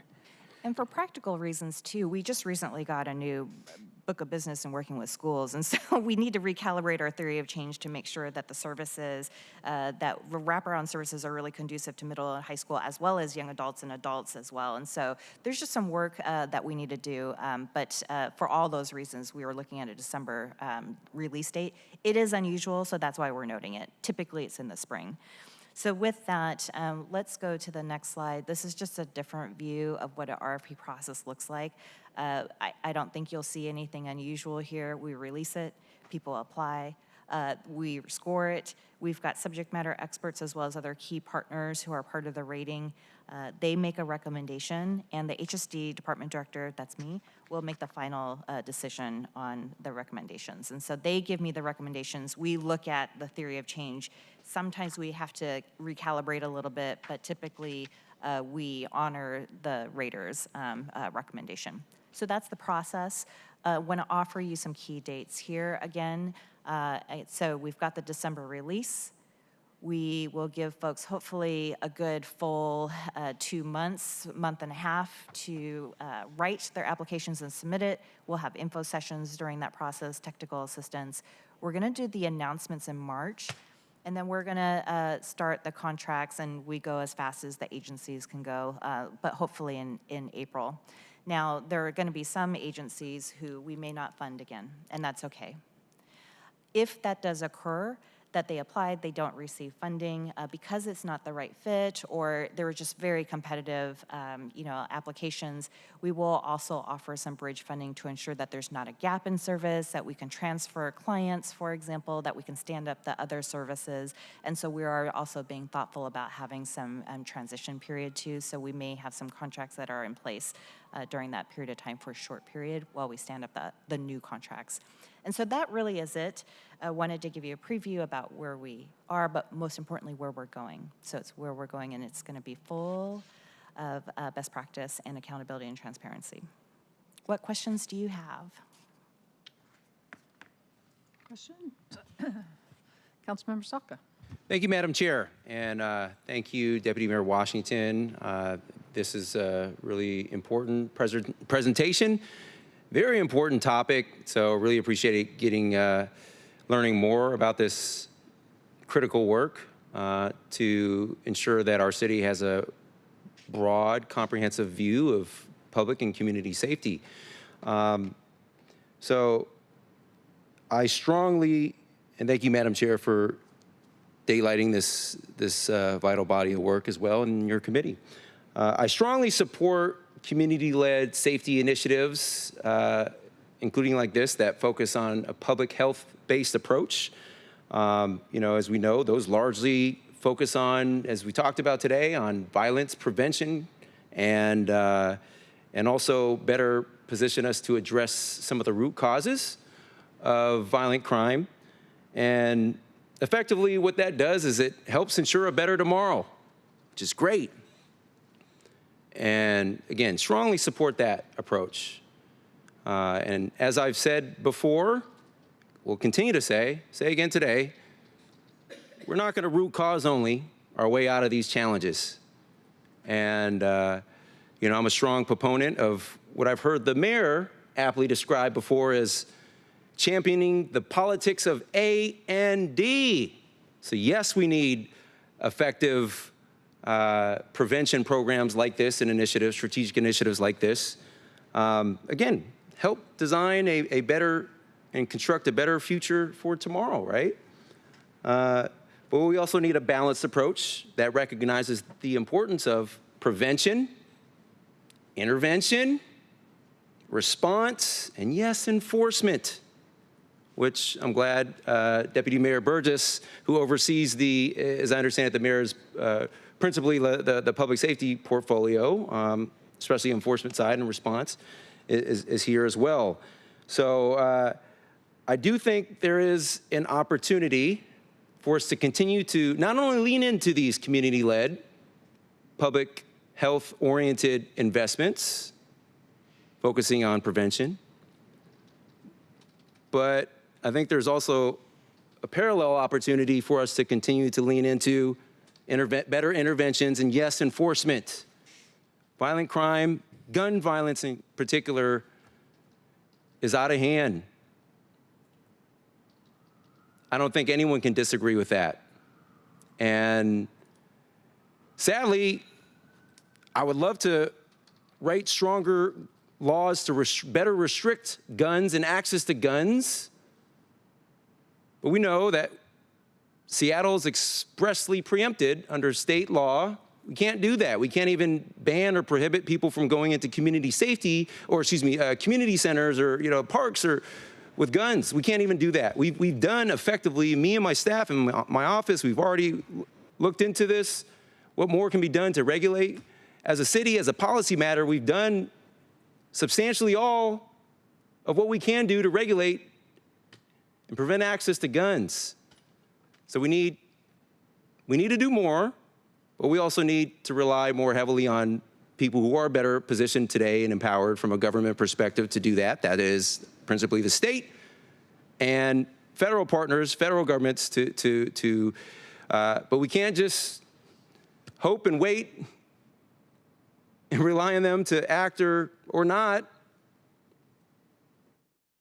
And that's why I think intervention and enforcement is also important. We can have better emphasis patrols to crack down on the sale, trade, use of guns, stolen guns. We can, to better prevent that, we can work, and I understand on the enforcement side, our SPD officer, staffing shortage is really is imposing a huge strain on our ability to do, some of these things, but we can lean more heavily on our partners that are state, and we can call up and request, and yes, we should, ATF, better ATF emphasis and enforcement of the of banning the sale and trade of stolen guns, unlawful guns. Felons shouldn't have guns. Pursue federal cases for people, which I worked on when I was in law school in the Northern District of California. So there's more we can do on the enforcement side. And yes, let us continue to lead into these community-led public health initiatives. Really, really critically important work.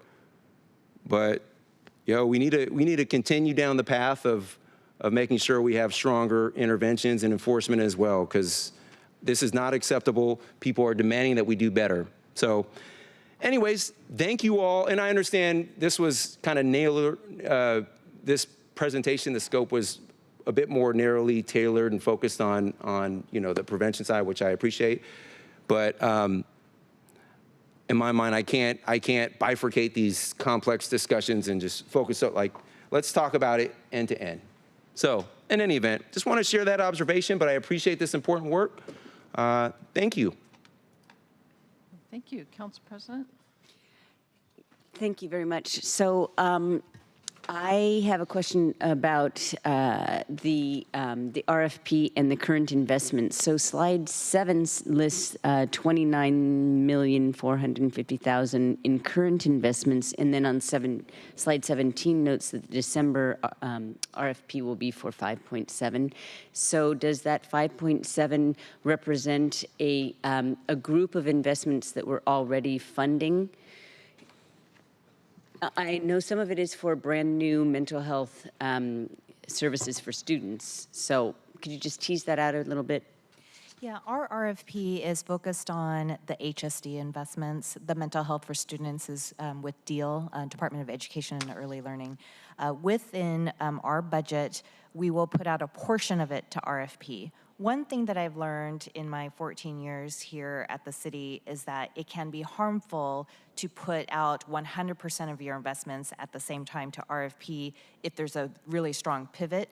We know that there are agencies through our contract monitoring that are really core to the work. And so things like the Seattle Community Safety Initiative, who are very foundational, they have the hubs, they have the relationships, they're now going into schools. It would be disruptive if they were a part of the RFP at this time. And so there are the support services, and we're looking at some of the other investment areas, which is why there's that asterisk, it may go up, to ask those folks who are providing the support services. If the hub is doing a referral out, we need to make sure that we have the right services there to support the long-term work. And so that's what's being put out for RFP in December. Well, what kind of services are we buying with 5.7 then? Is it additional, can you just spell it out a little bit more for me? Yeah, it's the existing, so we have, it's not new money, it's our existing budget. Right now, there are support services like there's some case management, there might be some trauma-informed therapeutic approaches, there might be employment programs, so there's different types of contracts that we currently have that are considered support services. I actually have a list of organizations that we contract with. I'm not going to read them all, but it's everything from youth mentoring to some of the examples that I've already given. So basically, the hubs are home base. We're not putting the hubs out to bid because it doesn't matter.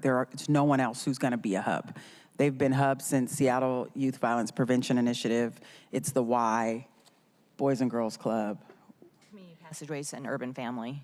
That's just the hub. That job is to receive referrals from teachers, SPD, anyone in the community, do an assessment, a risk assessment, high, low, medium, enroll them into the program formally by putting them into the database, and then based on their assessment, refer them out to services, ART therapy, whatever it may be, high school, diploma, or GED. And so what we're buying are the services that we refer them out to. So we have how much investment. Can I stop you there? When it's my understanding right now is that Community Passageways contracts with Urban Family and YMCA. No? We have direct contracts that's with right, each that's right. You told me organization. that last time. Okay, Yeah. got it. And Wait, hold on a second. go ahead. So what she said, so Community Passageways is one hub. There's been a lot of misconception that they are holding all the money. They're not. They are one of the 4 organizational hubs that are responsible for referring young people out and ensuring that their individualized plan is met and that they don't continue to rise up the risk. They don't get in more trouble, that they actually have their protective factors go up. If the protective factors go up, the risk factors go down. And so we've got millions of dollars, and we can send this to you all, of wraparound services that we invest in that we're putting out to bid because it's, in the mayor's terms, it's peanut butter. He wants focused, so essentially less contracts, more impactful work. I appreciate that, and that is why I'm really looking forward to seeing the theory of change. Because when you were here last time, you said, well, that the RFP would be based on that, and I understand why you can't release it because then that gives people an edge. However, we are talking about more resources that have not been evaluated for a long time, and now I'm going to get up. I'll repeat the point that I made last time that Mayor Harrell and I did request an audit in January of this year, asking for our CSI investments to be evaluated, what works, what doesn't work, including city programs, programs run by the city, but also community-based nonprofit organizations, identify the evidence-based programs and those that may be promising and those that may cause harm, and then that audit was canceled in April, and when I raised a stink, I was told that this would, well, we want to let this RFP out so that we can, I guess the understanding was, evaluate those programs that we give money to. I don't agree with that approach, because I think we need to know what is working and what isn't before an RFP, and because more and more people keep getting hurt. That's The investments that you wanted to audit are going out to bid. So we're not buying them anymore. So to do an audit on something that we're no longer purchasing, we're purchasing the things that are on the slide right here. So the things that you just mentioned that said haven't been evaluated in a really long time are going away. And we're gonna buy contracts that can guarantee that there's improved life outcomes, reduce recidivism, target communities by utilizing alternatives to arrest, and that there's reduced incidents of violence. The only thing that's staying are the hubs. All the services around the hubs that were to be audited are going away. So that's why the audit was paused, because it does not make any sense to audit something that won't be. This is, the purpose of a theory of change is to say, what are you buying? This is what we're buying. So in a nutshell, the only thing you're missing are the inputs, but these are the outputs. So at the end of the day, what we were recommending was that the audit judge us on these three things. In 2 years, look down the line and say, has recidivism been reduced for those that are at the highest risk of involvement? Has harm to communities been reduced? And have we reduced the incidence of violence? That's why we chose to pause it. We don't need an audit to know what best practice is. You just need a really smart researcher. And I said this to the auditor, what works for violence prevention hasn't changed in about 2 decades. What's changed is the methodology or the value that drives the interventions. What's changed is people recognizing that it's a public health issue, that it's identifiable and solvable. And so we were trying to be prudent in saying there's no use of, and again, if you go to the slide that says where we were, we got a ton of new money during COVID, and Tanya and team got it out as quick as possible because they were told to. We don't know if we would have purchased those same services if we weren't in a global pandemic. There was no time to be thoughtful and to do a theory of change. We've done that work. And so we're saying, judge us off of this thoughtful, methodical work with people who are paid to do this every day.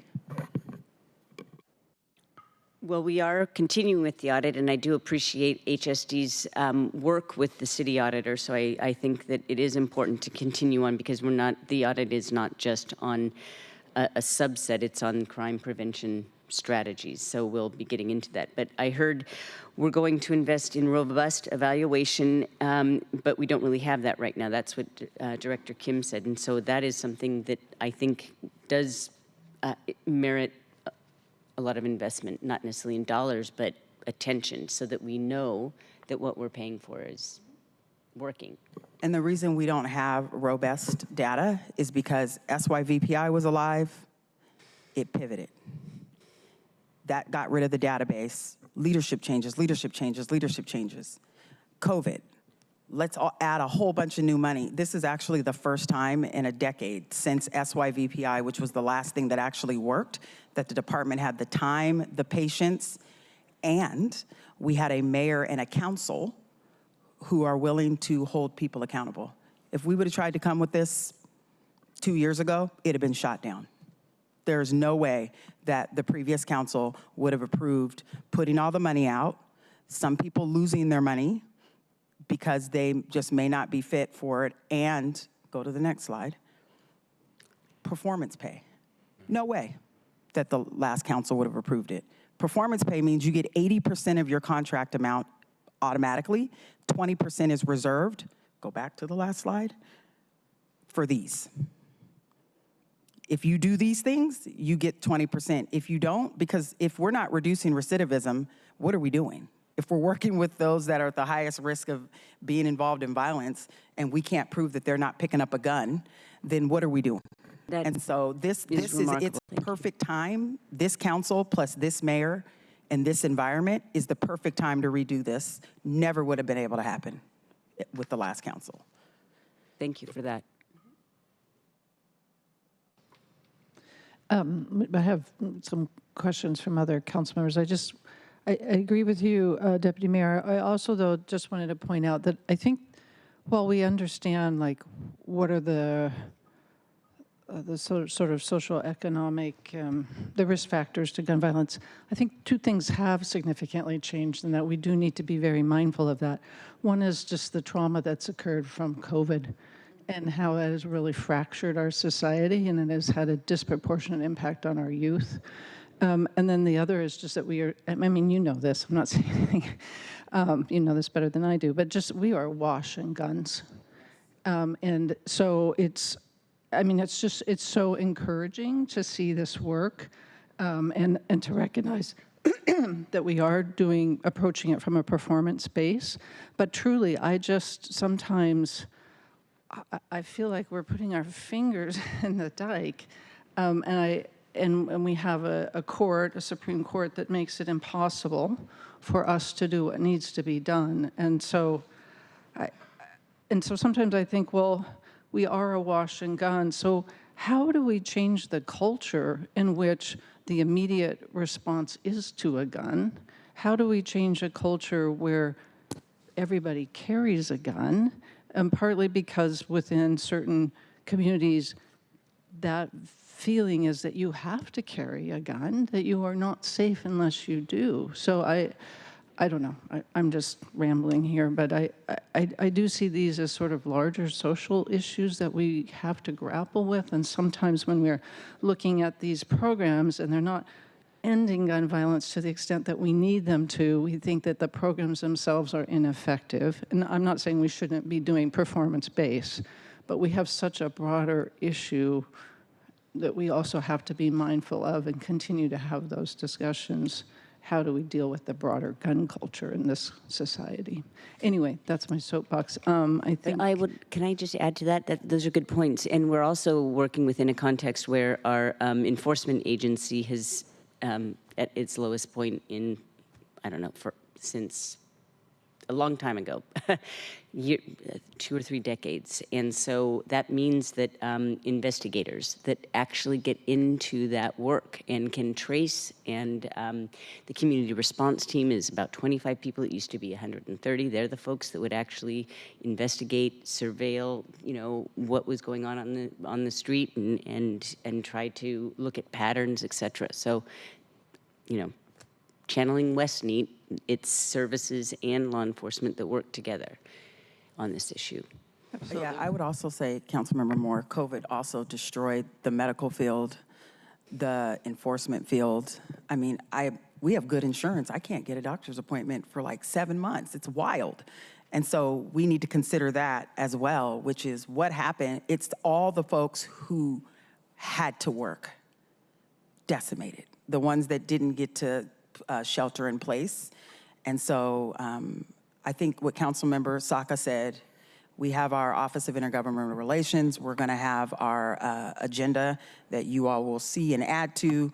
I know that gun control is on there for the mayor, but then how do we get to even the federal government? We have to do something, to your point, because you're only solving a quarter of the issue. Right. And I mean, one thing that I would like to add to that agenda with the state is, we have the extreme risk protection orders. It seems like we are identifying individuals who are at high risk. We know that many people are in possession of guns, and yet we are underutilizing the extreme risk protection orders, partly because we're having to go to King County Superior Court to get them processed. I would really like us to be able to do that in Seattle Municipal Court. But in the meantime, I do think that we need to be looking at utilizing those more aggressively than we are, and maybe that's a resource issue in terms of being understaffed with law enforcement, but they are incredibly effective. Anyway, I will turn it over to Vice Chair Morales. Thank you. Thanks for this presentation. It's good to see the work moving along and evolving. I will say it breaks my heart to hear you say that Rainier Beach is infected with the disease of violence. And we know that very often, like these organizations have been doing really important work for a very long time. I will say, and I think it's important to underscore that the reason community conditions exist as they do is because of a history of disinvestment and underinvestment in certain neighborhoods in the city, right? And so the treatment, in addition to these sort of immediate interventions, is investment, right, in education, in high quality housing, in economic opportunity, in mentoring, in high quality infrastructure like sidewalks and trees and green spaces and safe third places for young people to gather.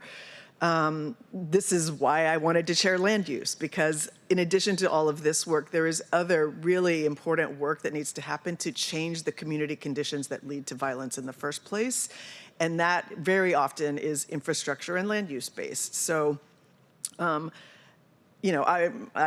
is a separate committee, and we are going to be doing that work as well. But I do think it's important to say, like, while this work is critical for addressing immediate needs, we also, as a municipality, have to look at what our long-term strategy is to change these community conditions and to be willing to make those investments. That's my soapbox, so I'll get off that now. So that said, I first want to thank you for acknowledging the importance of these community-based organizations and these community-based solutions. I think that needs to be important, and we need to honor the work that these neighbors of ours are doing in their different communities for different reasons, whether it's housing or safety or development. And I think expanding these community-based groups was also a recommendation of the overdose audit this summer. So I'm glad you said that you did not include your theory of change here, because I kept looking for it and thinking that I was crazy. And it does seem like there's different accountability measures that are anticipated that are being prioritized, which is fine. But I guess what I would like to know is whether any of these changes were informed by the auditor's report, because one of the recommendations was that place-based solutions are important, and we know that Rainier Beach and the CID are implemented. But I'm sure my colleagues who don't live in the South End or the CID would like to know if further place-based hubs, if you will, are anticipated. So really quick, I'll pass it over to Director Kim. The United States of America is infected with the disease of violence.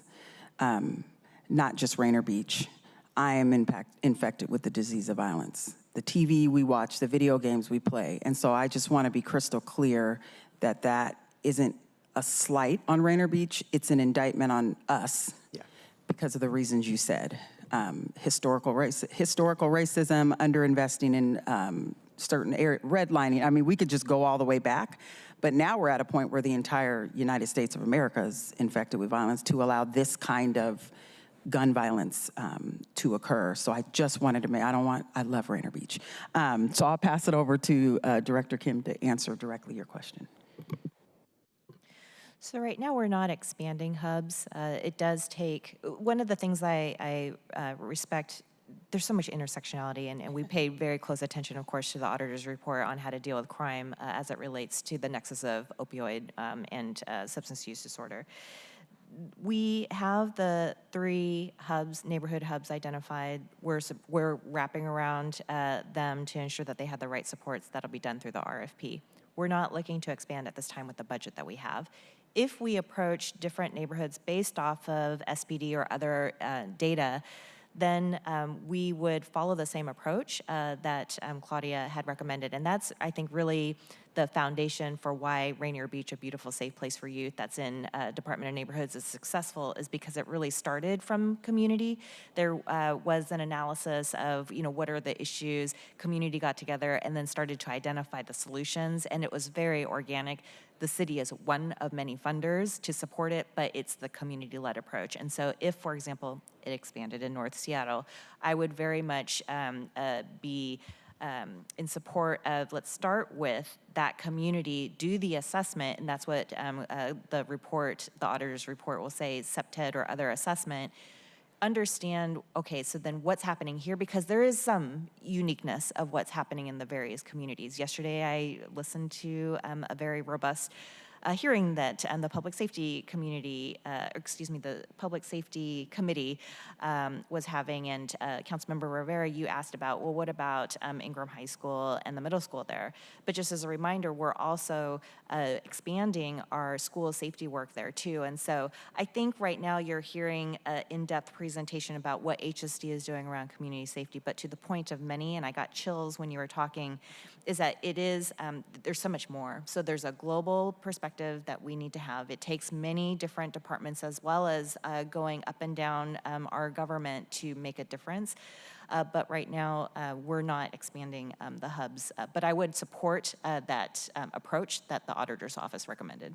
And just to reiterate, the mayor is building or has built, and I'll defer to DM Burgess, a public safety framework. HSD and these investments are one subset of it. And so in the near future, you'll see how all of this fits together, how the care department, SPD, HSD deal. This is something that the mayor's been very passionate about. It takes a lot of work. And so Tim's, DM Burgess, whew. Tim's great. His public safety team has been working on this for how long? Just over a year, so quite a while, but it's coming soon. So I have a couple more questions. Maybe I'll just run through them. So I wonder if you can talk a little bit about some of these other services. Can you talk a little bit about if you're working with jails on reentry? On reentry services, for example, things like conflict resolution, I would just like to know a little bit more about what that looks like for folks who are exiting incarceration, family therapy, that sort of thing. How are you working with housing providers to connect folks to case management services? And then I guess, given the next conversation we'll be having as a council, can you talk a little bit about resources that are needed for these contracted providers? So just to be honest, I would say right now, which is the reason why the mayor, after his first meeting with all the providers, was like, this is too light for me. So we pay for a lot of things, but the goal of this RFP is to pay for, I don't want to say hardcore because that's bad, hardcore reentry services, the kind that you talked about, the kind that I know about that are connected to the jails. I think we have reentry light right now, and we need to move to more impactful. It may be less organizations, but those organizations that have direct relationship with different facilities. And then housing. Right now we have Urban League only, and that's just not enough. And so again, that's why we're moving towards this model, because we need to figure out how to connect this system. When somebody leaves, when I was a chaplain at 12th and Alder, young people would be released to the streets. They're homeless technically. I mean, they would be considered homeless. So how do we make that connection? Sometimes we don't need more, we just need to be smarter and connect the systems that already exist, even though we do need more housing. And so that's the change we're trying to make, Councilmember Morales, is we have a lot of nice things that, it's not bad, it's just we need a bigger, larger dosage of a few things that we know move the needle quicker. And if I may add too, for nuance, is that right now, individual organizations have their relationships with the courts, with the jails, with various departments. The theory of change will allow us to set expectations and allow us to convene key stakeholders. We're not doing that right now because we have well-intentioned, disparate group of organizations probably doing fantastic work, but we're not all driving towards the same North Star, if you will. And so that's the power of being really clear about not only what we're purchasing and tracking that, but also setting the expectations and building the infrastructure that allows us to know exactly the relationships, where people are at, what the model is, et cetera. And so we just need to be more intentional versus passing through dollars. Great, thank you very much. I love puzzles, so maybe I'll try to work backwards and figure out the theory of change myself. No need. You'll get it soon. Okay, thanks. I just want to make a point to the point that you've made, Councilmember Morales, about the reentry. I met with Representative Lauren Davis this week. Yes, this week. And she has done a lot of work at the state level on, because a number of the people who are in jail are on, Apple Health. And some of the providers are required under state law to actually work with people on reentry. And what she said to us was that the King County Jail is not working with these providers, even though they are mandated by the state to be proactively working with the people who are enrolled in their program. So I think we need to perhaps make that connection so that we can have some discussions, because King County Jail is not doing a good enough job, and B, there are already state resources that are being underutilized that could significantly enhance and supplement what's happening. Would love your help on that. I would love programs where people can go in the jail before people are released. So like if someone's going to be released in 6 months, I don't know why we would wait until they get released. That's what I mean. Like, we've all seen these programs, they work. And so I really would love any help from any of the council members. I want to get inside before people are released. Thank you. Councilmember Rivera. Thank you, Chair. Thank you for being here. I have a lot of questions, but I'll follow up with Director Kim. But I do want to say something about the idea of the hubs. I understand you're not expanding, but I am going to say that there is a need for a hub on the north end. We had 2 shootings either at or near Magnuson Park, fatal shootings in the last month. I got some crime data from SPD because I was curious on youth in particular, given Ingram is up on the north end and there was a fatal shooting there. And according to SPD's crime data, juvenile involved crime at North Precinct reports the highest number of juvenile involved incidents among all precincts. Saw yearly increases in juvenile involved crime reports from 2021 to 2023. So this is more recent. And obviously with the shooting at Ingram, this is just, the north end is in need, and these youth are in need. And, full disclosure, I know we've been in conversations about it with Seattle Public Schools, and I know we were together at Rainier Beach High School announcing the mental health and other services, funding for other services there as school started this week. But there is obviously on the north end some need for the type of work that the Rainier Beach, a beautiful place for youth, is engaged in. And I'm going to name it by name because I know it exists and it's doing great work. So I'm just going to put a plug in for that and open to having conversations about how we do more on the north end to address what you so aptly, Deputy Mayor, said. This is an infection across our communities, across our city, our state, and across our country. And it's nowhere, no one is immune right now. And we need to do, and sadly, we need to do more with less because we just don't have all the resources we wished we would have. So to Councilmember Moore's point, there's some state resources out there. How do we leverage, and how do we make sure that Seattle is getting its fair share from the state, which goes to the whole legislative agenda. I'm not sure Seattle is getting its fair share of state dollars. We've known this for years, and it's just become more and more critical because in the absence of us getting our fair share, then Seattle voters we've had to tax folks more to do things in Seattle, and we're not getting our fair share from the state. So we're reliant more and more on city funding. And so I just want to say that as part of this conversation, and want to have, like I said, continued conversations about what we can do on the north end to create a hub or something like a hub, because it's not, the communities there are in need. And I've said this before, both in my district at Magnuson Park and in Councilmember Moore's district in the D5.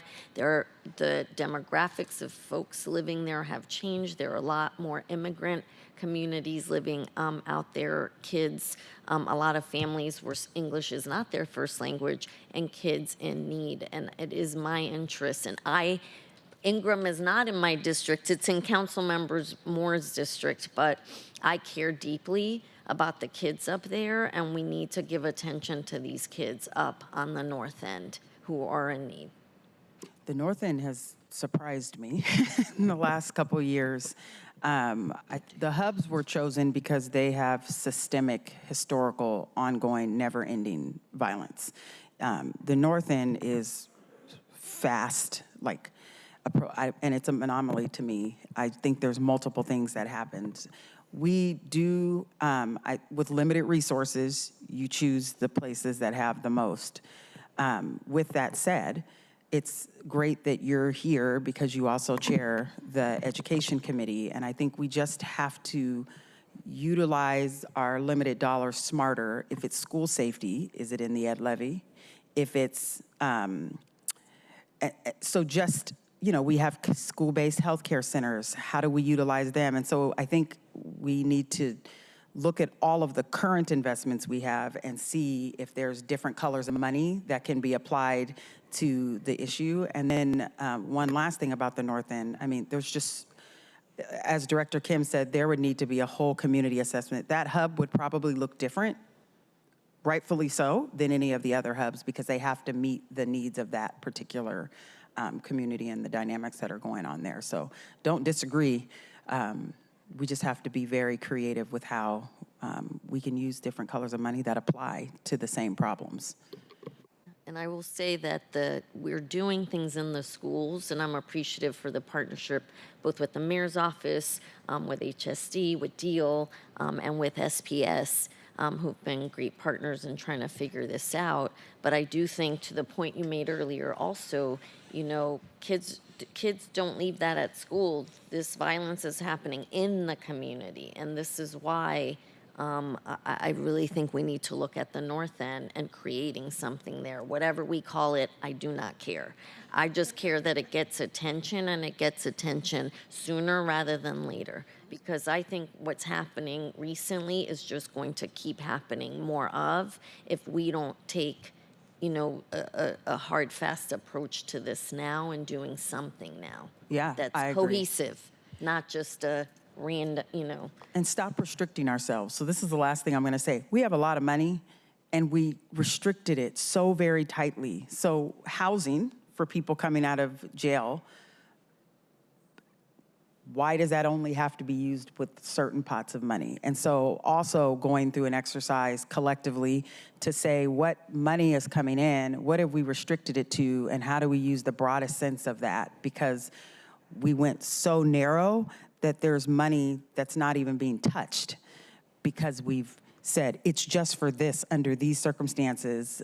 Mental health is mental health, gun violence is gun violence, crime is crime, and we should take some of the pressure off of ourselves and the restraints. It would open us up to have the money to invest in additional hubs.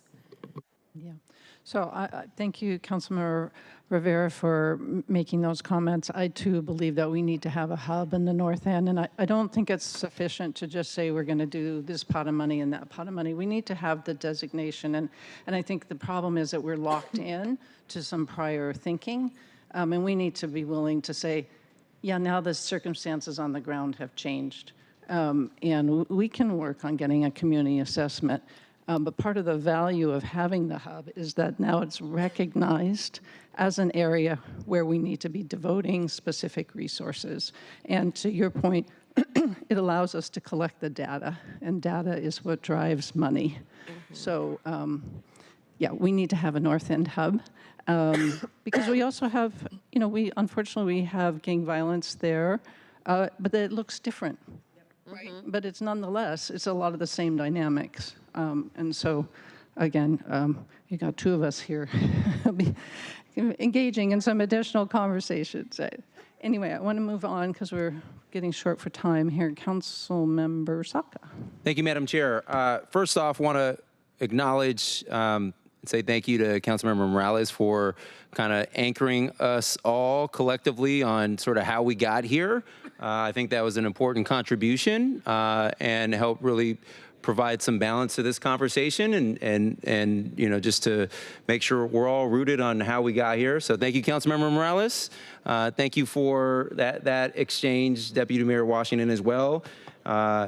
Yes, there is a shameful history of underinvestment, no investment, and you know, racist policies that led us to where we are today. And you know, whether that's through redlining or racially restrictive covenants or whatever it is, people say, "Oh, well, United States Supreme Court held unconstitutional racially restricted covenants in Shelley v. Kramer in 1940 something or 50 something. That was 70 plus years ago."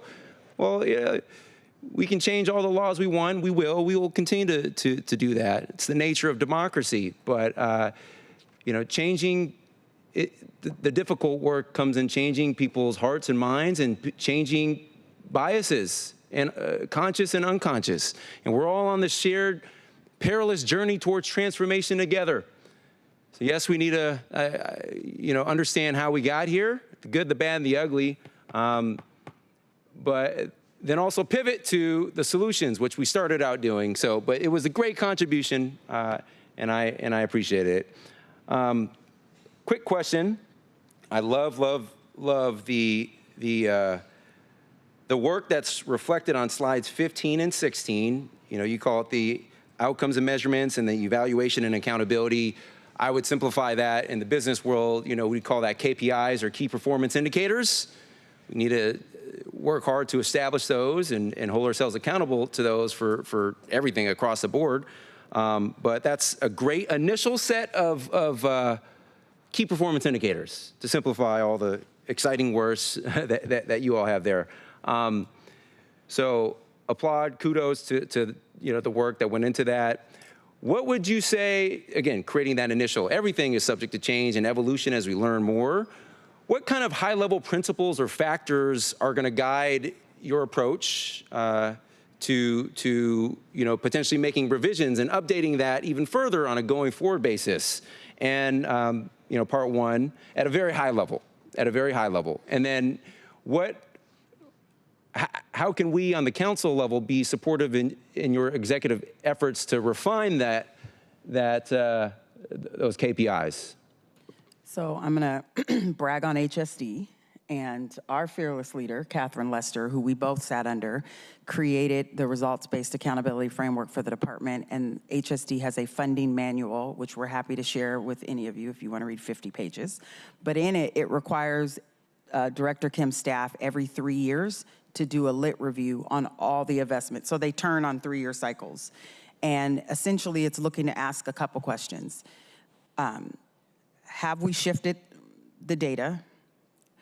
Are the problem statements or issues the same? And if yes, do we need to purchase those? And so if the answer is, let's use North Seattle. If we were doing it's showing that traditionally these 3 communities had the highest level of gun violence. But look, we found in this lit review that now the north end, so then that requires Director Kim to put out the portfolio of investments out for bid to stop purchasing what no longer is needed. Might have been helpful in the time, and then to purchase what the new strategy is that were needed. And so the funding manual is designed to do a 3-year review for every investment area to see if we need to change the strategy, update the strategy. In some cases, leave it alone. It's working. We don't need to do anything. Am I missing anything that you want to add? I think that's right. How you can support us is allow us to collect the data, be really honest with it, and tell the story behind the data, because as we've demonstrated here, this work alone is not the end-all be-all to resolve gun violence in Seattle. It just isn't gonna, but it's gonna be a key part of the multi-pronged strategy. So if we collect this data, we review it, if we have a dashboard, we come here, we tell you the story behind the data and where we need to improve. We need the ability to be a learning environment and adjust accordingly, but we should be able to say what we're adjusting and why. So it does have to be grounded. That's one way that we can support each other, knowing that, that we have the ability to get better and be honest with the data. If we're in an environment, and that goes for anybody, any organization, where we place, and this has happened in the past, which is why I bring it up.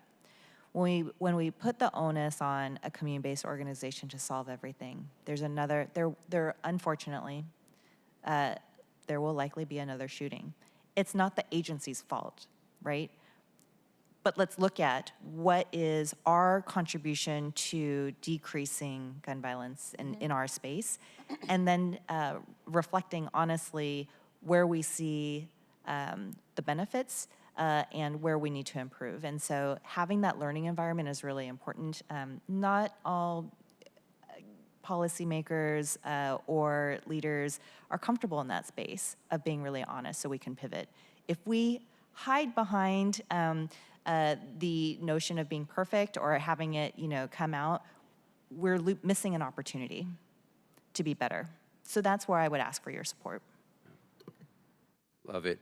We are all nuanced and perfect creatures at the end of the day, and yeah, couldn't agree more. Excuse me. Thank you. Hey, Council President, you had your hand up? Sorry, I should take that down. Okay. All right.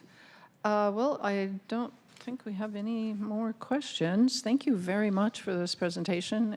It was very, very informative, very helpful, and appreciated the lively conversation that it engendered. And we will continue to do this work and look forward to seeing the theory of change and and talking to you about a community safety hub in Deep North End. Boy, you guys are going to be underwhelmed by this theory of change. It's just before paper.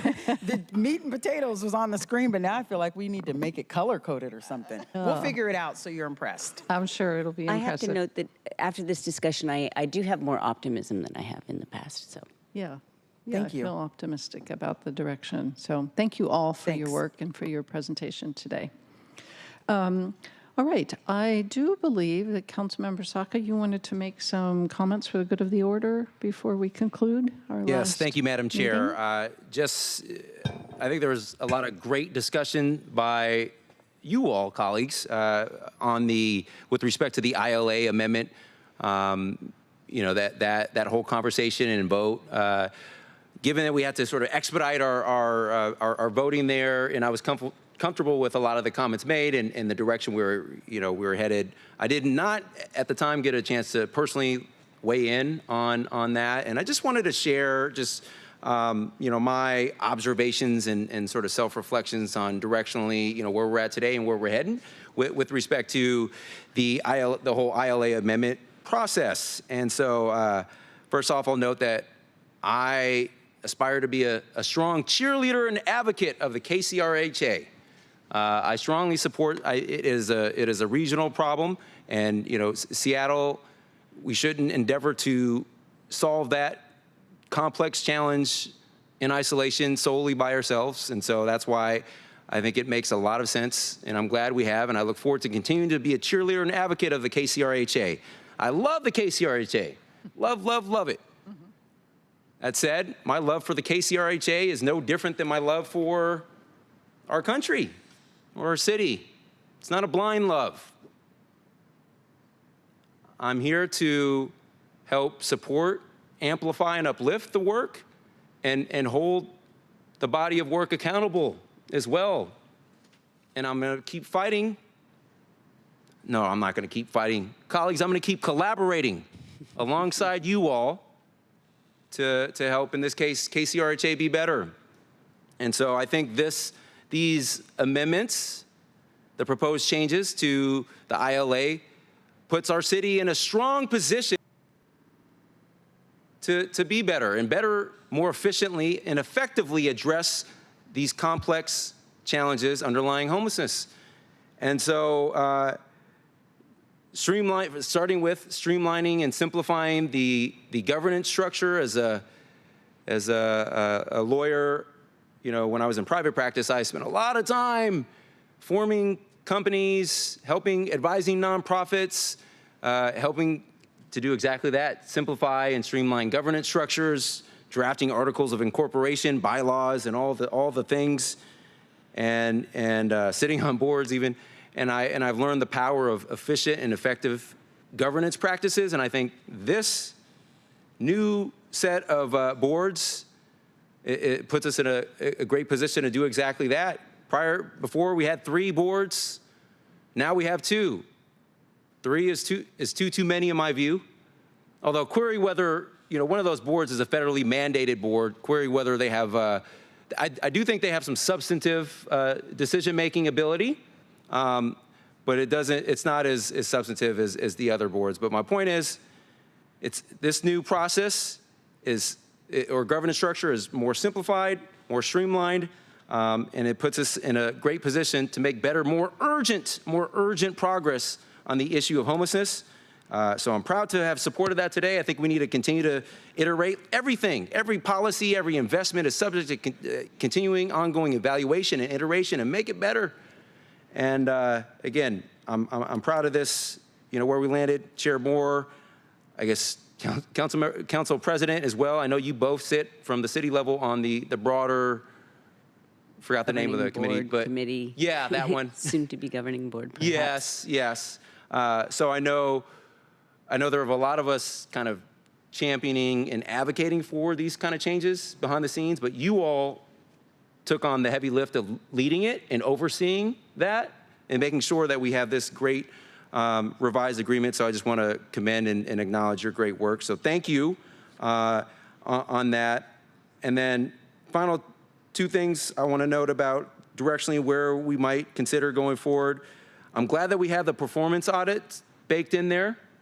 And on every 6 years at a minimum, there's nothing that prevents us contractually from doing that ahead of time, as I understand it.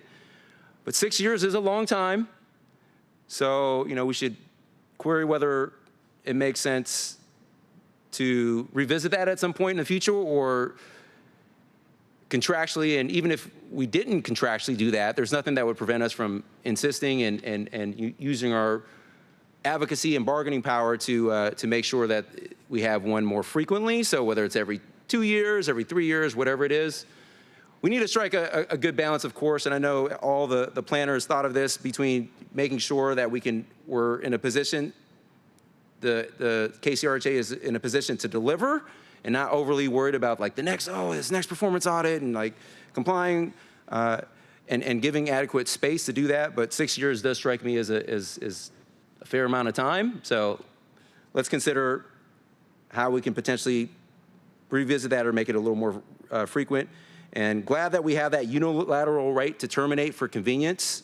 We need that as well. A lot of money involved in this investment. But my hope would be that would be exercised as a very, very last resort, and we will have exhausted as a city and our partner cities and jurisdictions to this agreement, if they so choose to exercise that right, will have exhausted every conceivable avenue to address their underlying concerns before going ahead with the contractually appropriate but huge exercising that right to terminate unilaterally. So in any event, I think it's a great revised package.